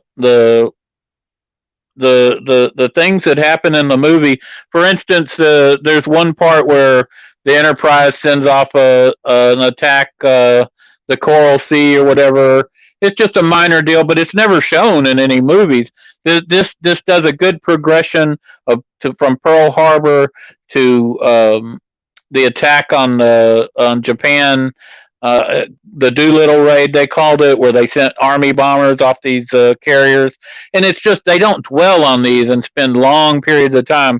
It's just shown. It's pretty quick, boom, gone. But you get the feel, because without that, you don't know why the Japanese attacked Midway. They did it because we thumped them on the nose and bombed, almost hit the Imperial Palace. We embarrassed them. So it's important from a historical context to know that that's what happened. And they show our submarines and airplanes. We had terrible torpedoes, so they would hit these things and just go clunk and sink. They showed that. You had the Japanese trying to attack the carrier with bombers, and one of the bombers got hit and came in on a kamikaze. This was years before the kamikaze attacks ever began, but this was just a pilot who was like, well, to hell with it, I'll try and take out a carrier. And one of the pilots jumps in one of the parked airplanes and uses a machine gun on the plane to shoot it down. And I mean, it runs into the carrier, but it just barely misses, cutting the carrier in half. And that was true. That's one of the actual things that happened. It's item after item after item, from that to the attack on the Japanese, how the attack went in, how the fighters performed, what they were thinking how they found the carriers. Everything is historically accurate, and that's what I'm looking for in a film like Midway. That's what I wanted to see. I didn't want to see, oh, this guy and this girl are in love, and half of the movie is about some made up story. I'd like to see accuracy, and these people fought and died, and the least we can do is just report their freaking story accurately. Yeah, and by the way, sorry, my PC crashed again. He does that many times a day, and yeah, now you get a kind of hint under what conditions I have to work here. It drives me crazy. I can tell you that. What conditions are you working under? Didn't you get that when it crashed again, and I had to come back? I think I was talking. Did you crash just now? Yeah, when you started talking, it crashed again, and I had to restart again, and now I'm back. I thought you were unusually quiet. I just gave my opinion of Midway. It was historically accurate. Oh, okay. That's good. Brent has a fun fact about kamikazes. He says they were given enough gas to come back if they wanted, but one guy came back 14 times and was executed. A kamikaze came back 14 times, and then That's what he says. Yeah, after the 13th time, they got suspicious. They shouldn't have gave him so much fuel, huh? Yeah, but they gave him not enough to directly fly to the US. So right? We would have shot him down. So that he can. No, he's screwed either way. Hey, maybe he's the guy who here from 1941. He was no, the guy from 1941 was Belushi himself.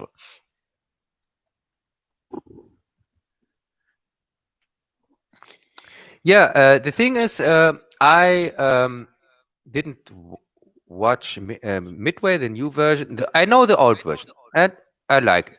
It's okay. At least back then, when I saw it as a child, I thought it was okay. Can't remember much of it, but I didn't watch the new version because it's from Emmerich, and I'm not going to waste my time with this director. I completely gave up on him. Well, that's understandable. It was a little flat. Yeah, no, sorry. He got so many chances to improve on his storytelling, but I think he has the worst characters in his movies, the worst written ones, the most unbelievable ones, and yeah, really. Jez is mentioning Catch-22 for some reason. Have you ever seen that? Yes, of course. And I'm pretty What sure. did you think about that? Oh, it's good. It's a very good movie. And I'm pretty sure Jess is mentioning that because he knows the book. And there were some, back then, there were some discussions if the movie is really accurate or faithful to the book, because the book is kind of unfilmable or something like that. This is what I have heard. I have not read the book yet, so I can't really tell, because the movie itself I thought was okay. Well, before we leave Japanese movies, we've got to touch on Godzilla. Oh, God! What have you ever seen Godzilla? Yes, of course. And I've not just seen Godzilla. I have seen every Godzilla movie. Every Godzilla movie. Yes, every Godzilla movie. And I have even set up a 3 or 4 part review on Godzilla. I wanted to release it this year, end of the year, with the new King Kong vs. Godzilla as big final. But thanks to the delay of that, I have delayed it. I have delayed my 4 Godzilla reviews also. So you've got a 4-part Godzilla review sitting there waiting that we haven't got a chance to see Yes, in the middle of a pandemic when we're all starving for content. yes, but you can thank the stupid coronavirus for that. Because as I said, the finally should have been King Kong versus Godzilla. Part 4 is of because there are 3 Godzilla reviews and an updated King Kong review as kind of 4th part. And this was my plans, but they delayed King Kong vs. Godzilla to May next year. So I had to also delay my reviews. Sorry. You did not have to delay your review. You could have Yeah. went forward as it was. Yeah, no, I'm completist. I can't start something and then wait half of a year or something like that and then finish it. That's not my style. If I This know, is why y'all lost World War II. You delay when you shouldn't. You should move forward. Even if it's half-assed, it's better to go in half-assed and get it done right then than to delay and be lost. Wait a second. We moved forward, but in the wrong direction. We moved east instead of west. That was our big mistake. Yeah, because we confused all these Russians with Scottish guys because they were talking Russian and we thought they are Scotsmen.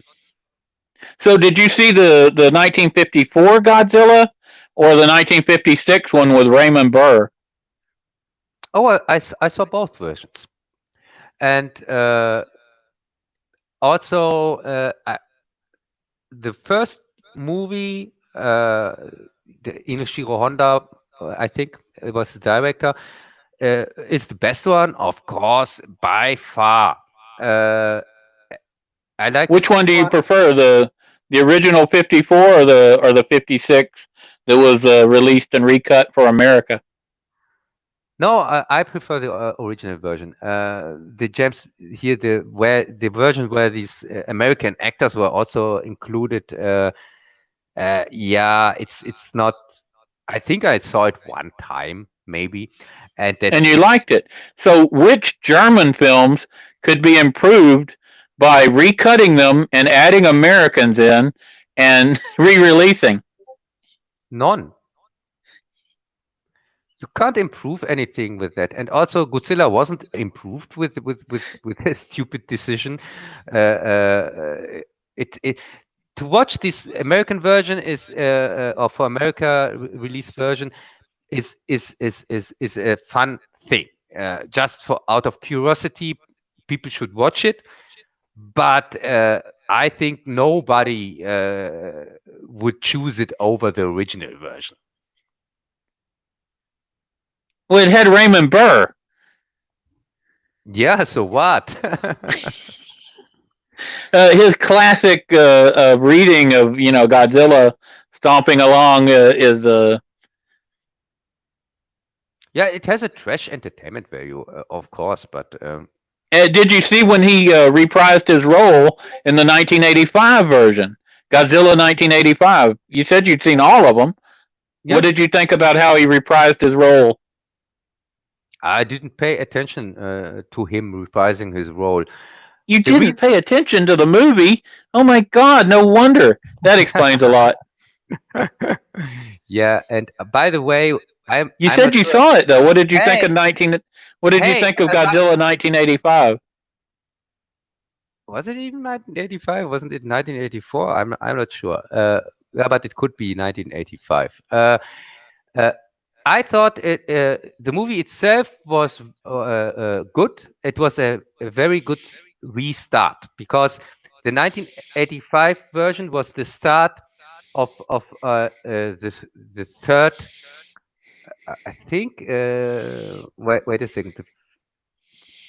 Well, that's when they moved away from these kiddie versions. They had gotten to a ridiculous point. By the early 70s, they had turned Godzilla into a friend of the kids, and you always had these Kennies or whatever you call them, basically ruining every movie. I don't see why they kept doing that, but they turned it into a parody of itself. When they went to 1985, the idea was to, basically do a remake. They brought back Raymond Burr, and this time he was integral to the film. He wasn't just cut in afterwards or something, which was kind of an homage to the original Godzilla. Yeah, as I said, it was not 1985, it was 1984. I looked it up here. And it was the start of the second Godzilla series, kind of. And I can remember that I liked it compared to the last. Well, the title I saw was 1985, so I don't know what they titled it in these other places or when it was made, but it probably was made the year before. Yes, and it came out a year before, at least here in Germany. And yeah, but maybe it's called Godzilla 1985. Who knows? It is from 1984. And because when you said Godzilla 1985, I directly said, hey, wait a second. Was it really 1985? I thought it was 1984. Yeah, and I was right. But as usual. But I was right as well. As a German, as usual. Yeah, but the thing is, I like this restart. I like this modern version because it was not so clunky, or what you call it, like the last ones. The last ones were from the 70s, and you got also something like King Kong versus Godzilla, and also the one here with where these other monsters were in it. Don't know the English title, but the 80s Godzilla series I thought was okay. There were some interesting movies in it. The first one was the best one, I think, and yeah, the Mecha Godzilla one was interesting. Yeah, but as I said, I like the 84 one. It's probably one of my favorite Godzilla movies. Just because they took it back in a serious tone.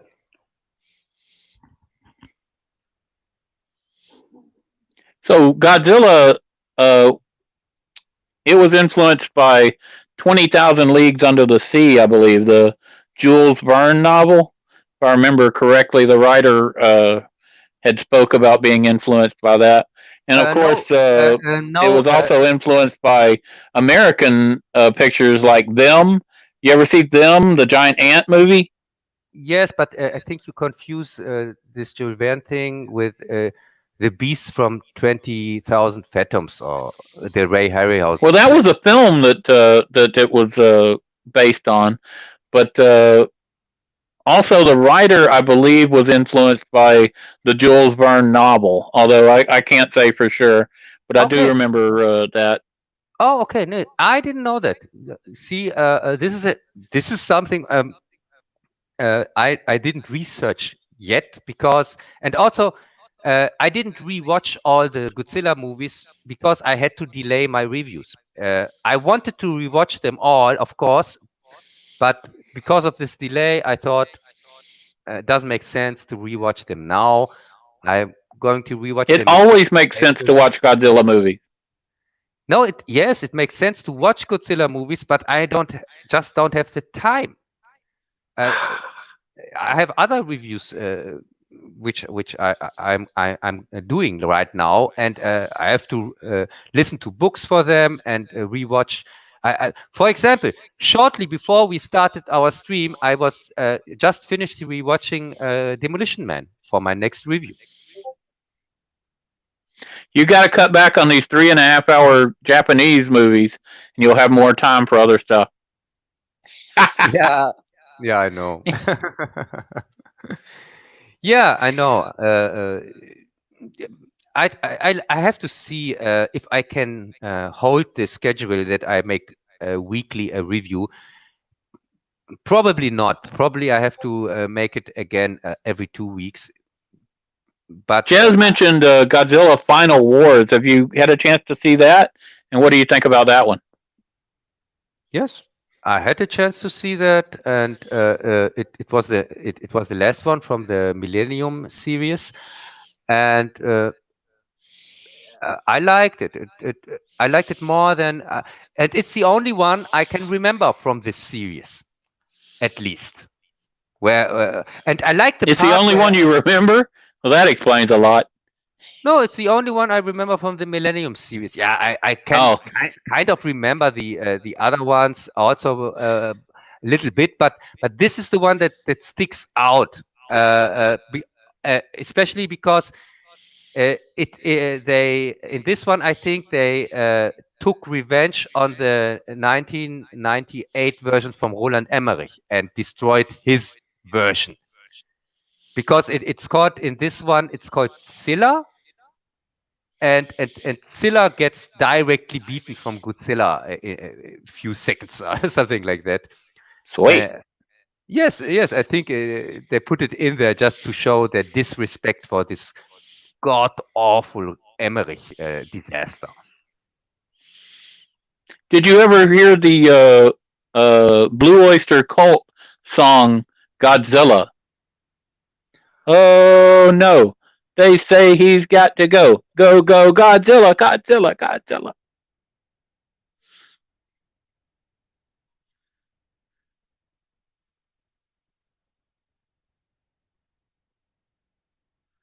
Are you there, Cub?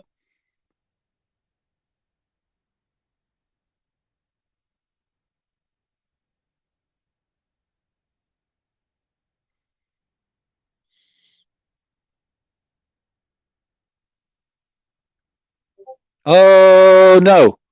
There goes Tokyo. Go, go, Godzilla, Godzilla, Godzilla.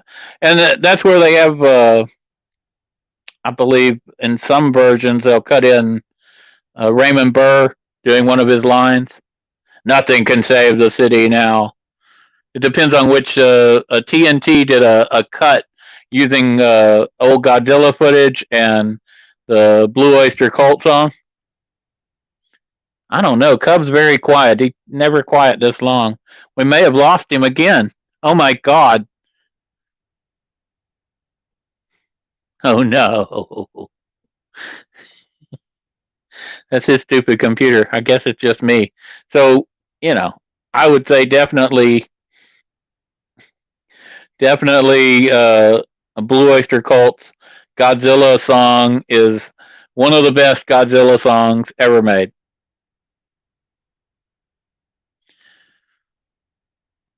Uh, Great.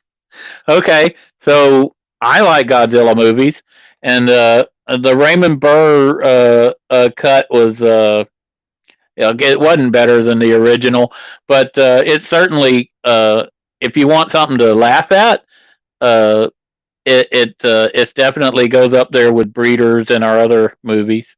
So the way they bring in these extras and they have them stand around Raymond Burr while they shoot the scenes. It's so obvious, and then they cut back to the original movie, and they come back to Raymond Burr doing his parts. It's hilarious in its own way. I know. Probably some people don't like it. Breeders. Adam wants me to talk Breeders. Well, there's not a lot to say. I mean, me and my buddy used to watch this thing along with Plan 9. You got to have more than one movie to make fun of, and the actress was so terrible. She made it. All of them were bad though. The screams, uh, the rubbery monster suit, and I don't know. I don't have a lot to say. Hey, I'm back. Hey, there he is. Thank God. Yeah, sorry. As I told you, my PC is completely fucked up, and Oh, the computer's not doing that. You're going off to do something you shouldn't be doing. What are you doing? It's not drugs, is it? yeah, I Yes, tell you. Jez agrees. Breeders is awesomely bad. They asked me to talk about Breeders while you were gone. probably to get to Brent. Yeah, yes, I agree on that. Breeders is entertainingly awful. Right. It's so bad. It's up there with Plan 9. I mean, they've got the terrible sets. They've got terrible acting. They've got the horrible writing. But at the same time, you get a lot of boobs. And you get girls doing coke and dancing around. So at least you got, some positives. Whereas in Plan 9, you don't get anything like that. And you still have all the bad stuff. So I kind of, what I kind of saw it as was like a 1980s version. In the 80s, you had all these monster movies where monsters were horny, they were attacking chicks. And this was like the one of the last ones of that time, and I don't even think you could make those now. So it represented a time and a place, and I'm going to call it, even though it's drugs and monsters and attacks, I'm going to call it an innocent time, a better time, almost like the Beaver Cleaver of our generation. Because you compare that time to what's going on right now, and it was an innocent time. Yeah, we loved our slasher films and our monsters, and hell, it was the girls who wanted to go to these movies. You Hey, know. hey, at least we told ourselves that. No, they would specifically say like Galaxy of Terror. I didn't know, Galaxy of Terror. Like, oh, we want to go see it. They wanted to see it because of the stuff that was in it. I figured that out later, but at the time I was like, yeah, let's go see it. Basically we would lobby for our Friday the 13th or slasher killer movies, and they would lobby for these monster movies.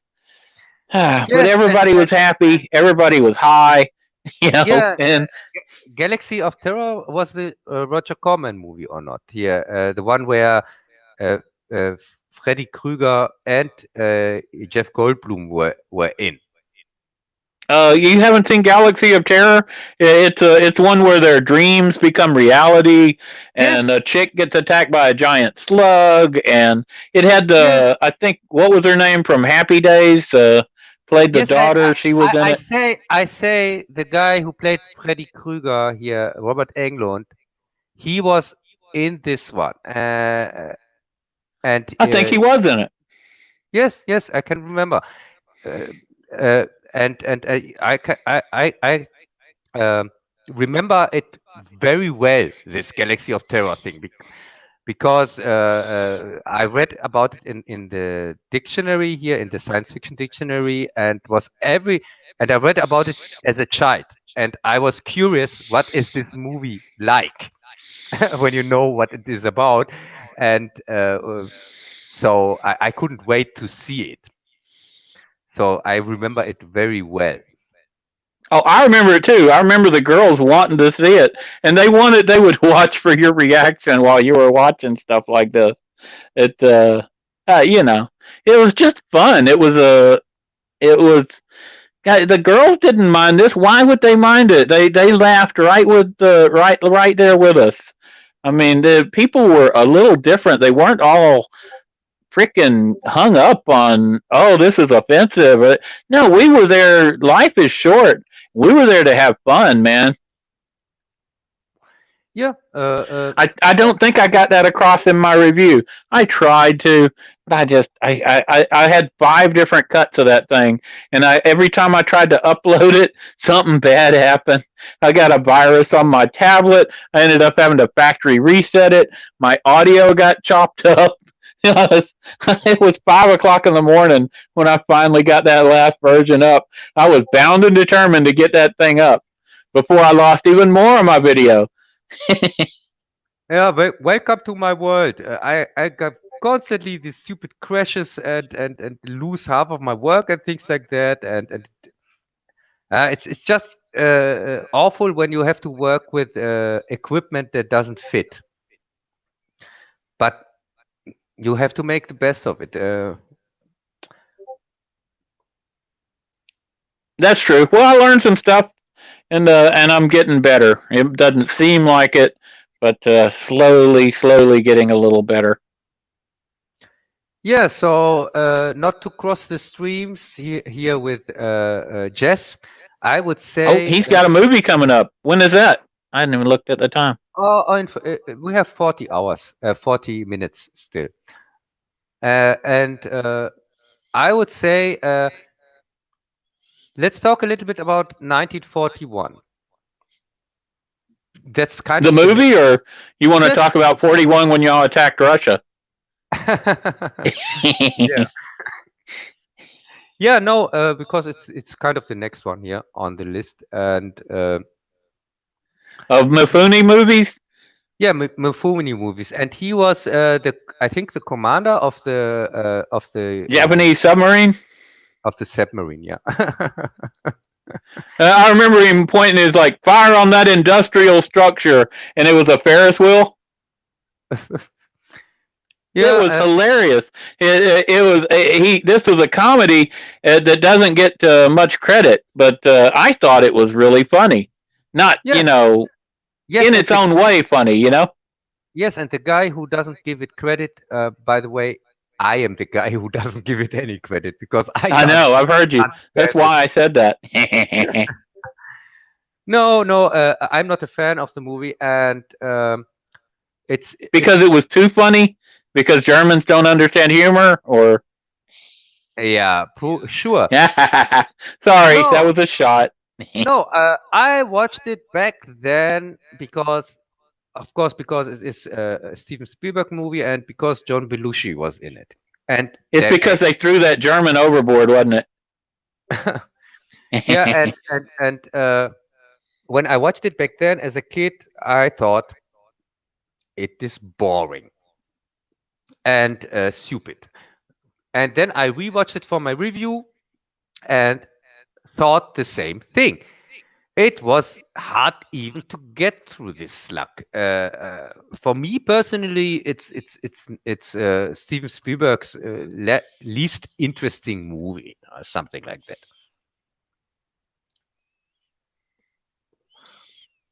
You didn't think it was funny with the race riots, and they certainly couldn't do that now. But when Belushi gets shot down by his own people in the Ferris wheel, and they had tried to form a perimeter, and the general comes outside, and the plane had crashed through their perimeter. And he's like, "We tried to hold the perimeter." No, I think maybe the only funny scene for me was when the guy here wanted to stick his key into the door, and then the complete house fell from the cliff or something like that. That was funny, where they're trying to fire the anti-aircraft gun. Was that Ned Beatty who was firing the gun? Well, probably. I just saw it 2 times in my life, as I said, and you just saw the review. You probably didn't even see the whole show. No, I saw it. Sadly, I saw it, and as I said, this scene where the house falls from the cliff at the end, I thought that was funny back then, as a kid at least, and you didn't think Mifune, whatever we're calling him, was funny? I thought he was really funny in an understated way as the Japanese sub commander. Yeah, there was. You had Slim Pickens on the sub. Yeah, but there was here and there was some jokes, but as a movie, I couldn't stand it. I was glad to get over with it, really. And even to rewatch it, then I remembered why I couldn't stand it, why it's not in my collection. It's one of the few movies with John Belushi which is not in my collection. And because I can't bring myself to rewatch it ever again, ever. And Brent says there was an attack by a Japanese sub on the U.S., attacked an oil refinery. So perhaps it was based some part on reality. I know you prefer your shows to be based in reality, at least war shows. So there you go. Yeah, but even if it's based on reality, so what? When I take a dump or a shit, it's also based on reality. So what? Oh, Does, does, Cub. doesn't make it any good. You wouldn't watch that. So even if it's No, I based, definitely wouldn't watch that. yeah, but it's based on reality. So what? Well, it was a very European thing to say. Yes, didn't you know we are vulgar or what you call it? Yeah, vulgar. Yes, I do now. Yeah. Yeah, so so much for 1941. And of course, next on the list would be the Shogun series, which was again very good. I liked it back then very much. The character of Richard Chamberlain, who explores the Japanese culture, and That was also based on true events, yeah, probably, and loosely based. yeah, it is based on a novel here from a very famous novelist. I believe the Portuguese had the rights there, and what was it? A Dutch sailor washed up, and the shogun used him to help pry extra rights and whatnot from the Portuguese. I forget I've read it. I read about it 30 years ago. Yes, it's from James Clavell. That's his name, and I think it's a very famous novel. Probably that's the reason why they adapted it. And back then, when it came on TV, it was a big thing because you didn't have so many channels, and this was really a kind of It was a big thing. yeah, it was really a I've big got thing. that whole series on DVD. And I didn't rewatch it since I just watched it one time on TV. Really liked it back then, but I didn't. I wasn't a huge fan of Richard Chamberlain in the 80s, so I never rewatched the series. I don't know if I have ever had to make a review on it. I'm probably going to rewatch it, and I don't know if it still holds up. When did you see it last time? Uh, I got it on DVD, but I haven't watched it in years. I'm not sure. Maybe 4 or 5 years ago, something like that. Oh, I found it really cheap and just added it to my collection because I couldn't find it anywhere and I hadn't seen it since the 80s, So I was like, I had fond memories of it because, like you say, there wasn't a whole hell of a lot on TV at the time. And this was actually pretty well done. yes.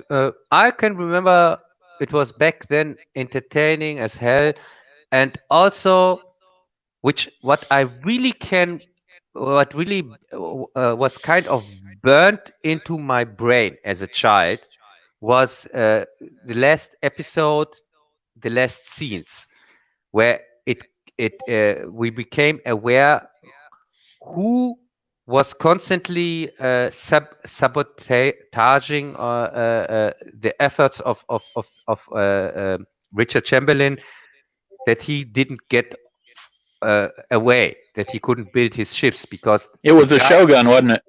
Yes, it was Shogun himself, and he couldn't let him go away because he wanted to protect Japan. And yeah, that was really as a child I thought, oh my god, so he is behind that the whole time. It was You felt really, betrayed, didn't you?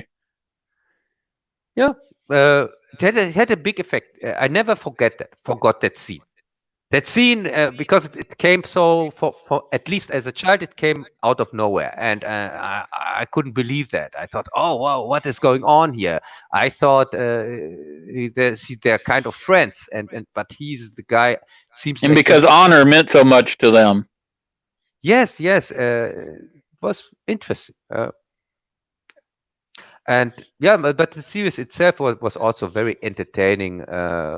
You got kind of a sense of Japanese culture, but I can't tell that for sure because I just know Japanese culture like everybody else from TV, from books, and things like that. So who knows how it was how it is in reality?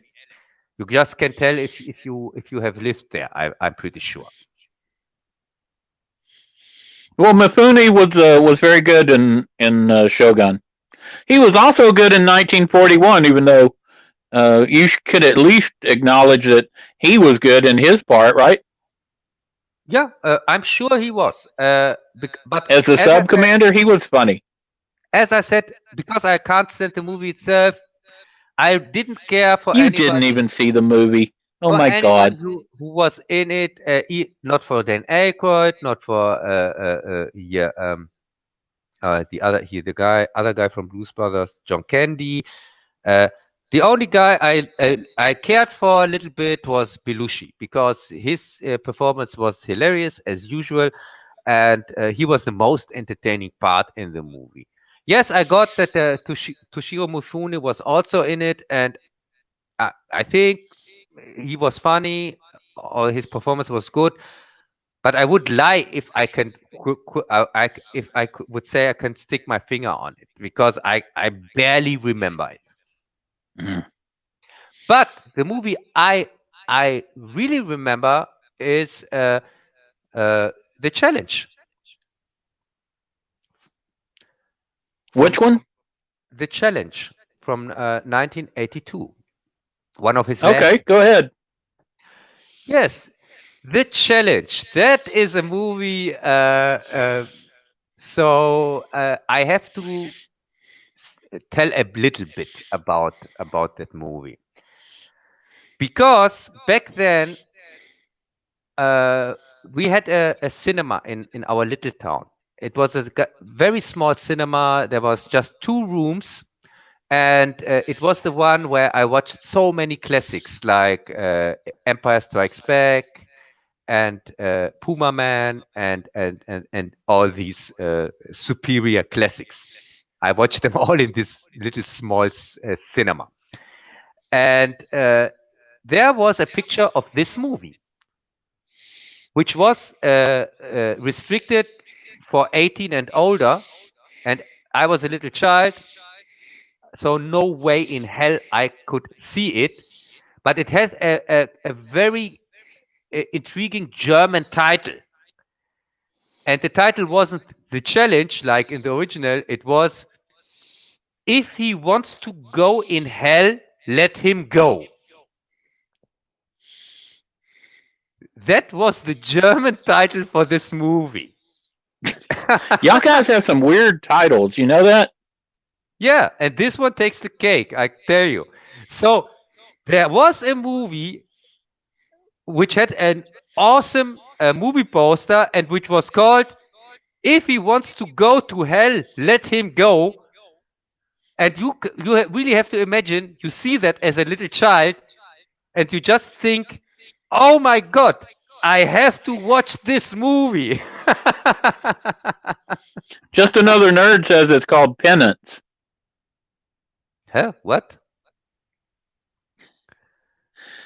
Nerd says it's called Penance, but he may be talking about them staying with us. Never mind. Yeah, no, but this was one of my first things I can remember about this movie, and then I found it in the video store, and again I wasn't old enough to rent it.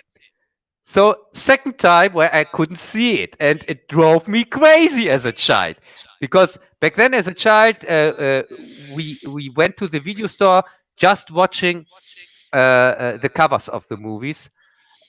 because we didn't have a VCR, and my parents, especially my father, was strict against that. So they wouldn't rent you an R-rated movie, or were you back in the X-rated section? Did No, the section you were trying to rent it from, did it have a curtain in the back of the video store? no. It was the movie was I think it was R-rated in the cinema, and with 16 and older in video stores. It wasn't that rated that it had to be put behind the curtain. But I'm talking really about early days of video stores. So you're aware of the curtain. Interesting. Yes, of course. Of course, I was aware of the curtain.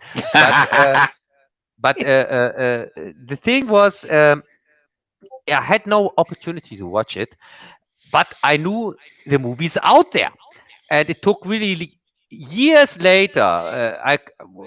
You couldn't get an older person to rent it for you, or something like that? Yeah, but how? First off, I'm talking when you are a little child, there are not so many older persons, who rent shit for you, and also I didn't have a VCR. So I couldn't even watch it, even if somebody would have rented it for me. And okay, you made it sound like you tried to rent it and you couldn't, but you couldn't rent it because you didn't have a VCR. So that's a totally different problem.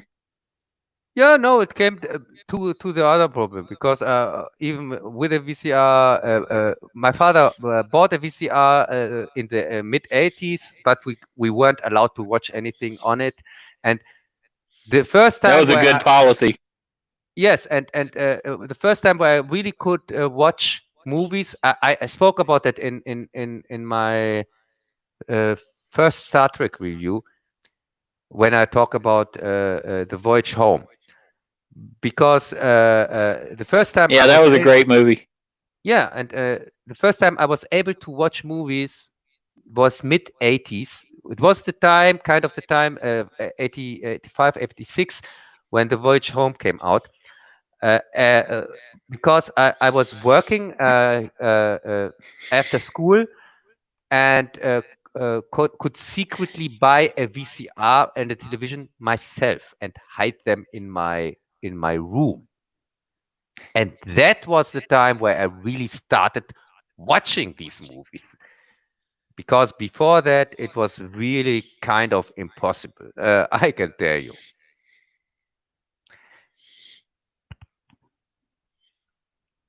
Yeah, but to come to the challenge, finally, when I saw it, I was a little bit disappointed,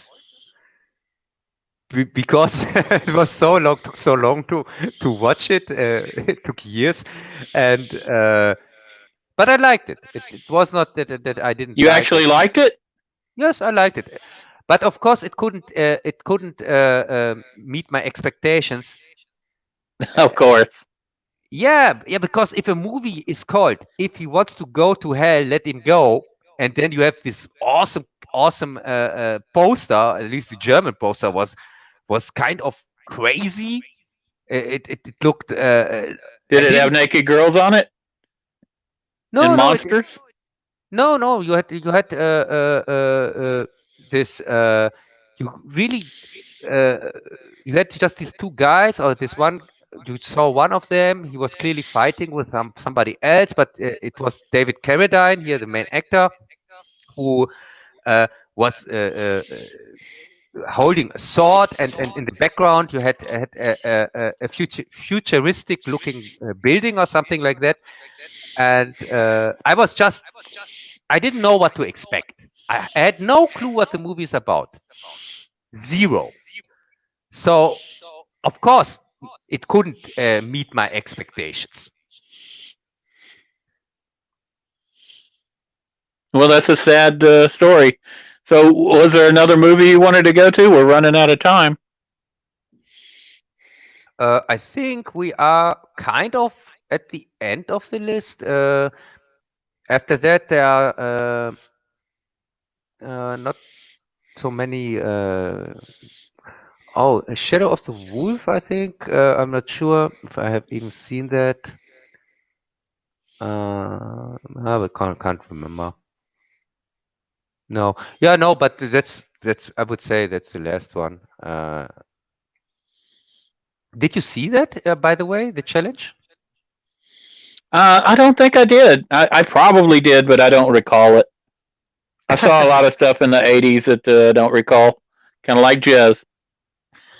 Yes, Jez will get that.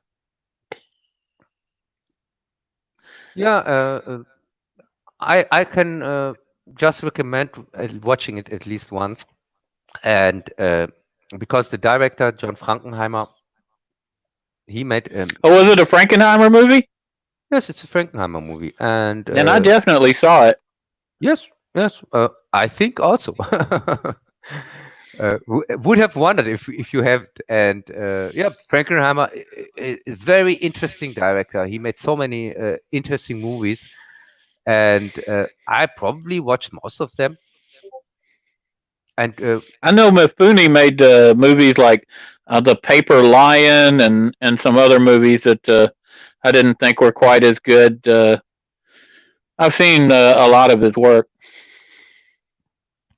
yeah, and I would say let's finish this year, since we are kind of at the end of the list, and just premiere is coming up.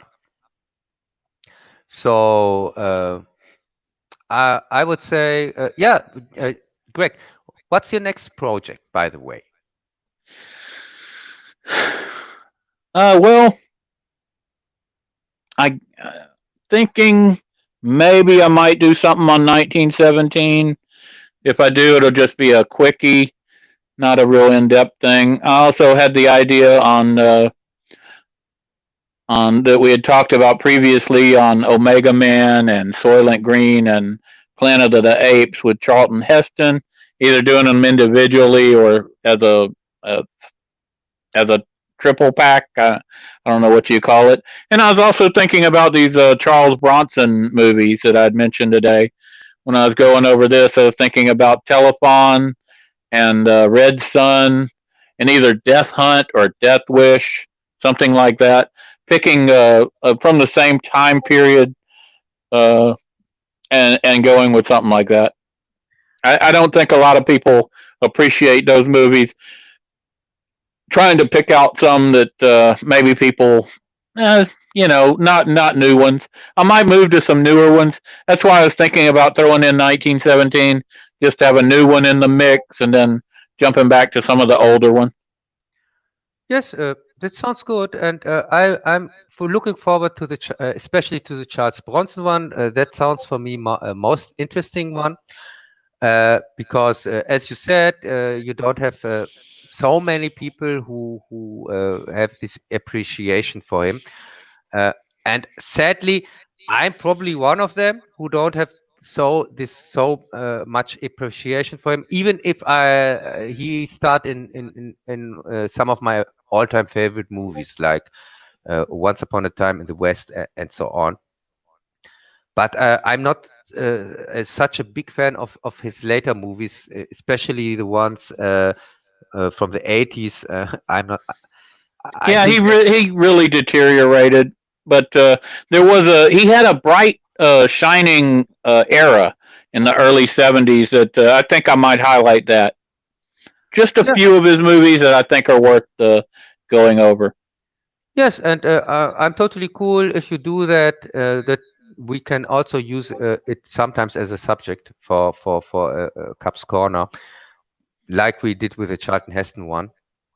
Uh, and Also, at some point, I'm gonna try and do my secrets and mystery stream with Mr. Matthews, and maybe have you on as a guest at some point, and we'll go over different things. Like we talked, I mentioned the Coral Castle in Florida, where one guy moved over 3 million pounds, cut and moved 3 million pounds of coral, and set it in place, and nobody knows how he did it. There's a lot of interesting things out there like that. yes, I'm really looking forward to that. And do, are you doing that on your channel or on Mr. Matthews' channel? Probably on my channel. I just got to figure out how to make it work. I've still got the sound issues, but I think I got a workaround around that. Yeah, and by the way, here the last one, last video from Mr. Matthews, that was so great.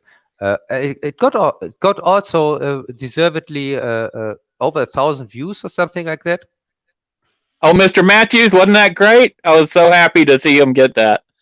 Yes, and it deserved every one of them. It really did. I was just so happy for him. Yeah. And he's got some stuff he wanted to talk about, like missing 411, missing people, and I'm not sure what else. And you've got some stuff.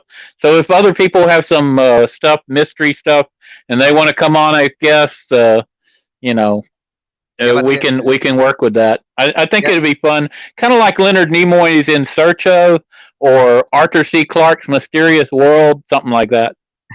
Yeah, but there are no mysteries about Germans. We are the most transparent people on this planet. Everybody seems to know us. Okay, well, it's getting harder for me to hear. I've got this freaking hurricane raining its ass off on top of my house. Oh, okay. I would say see you on Jess review, and I would say I finished that. Okay. Bye. And okay, it sounds good. I'm gonna go ahead and disconnect then. Yeah. Thanks for joining.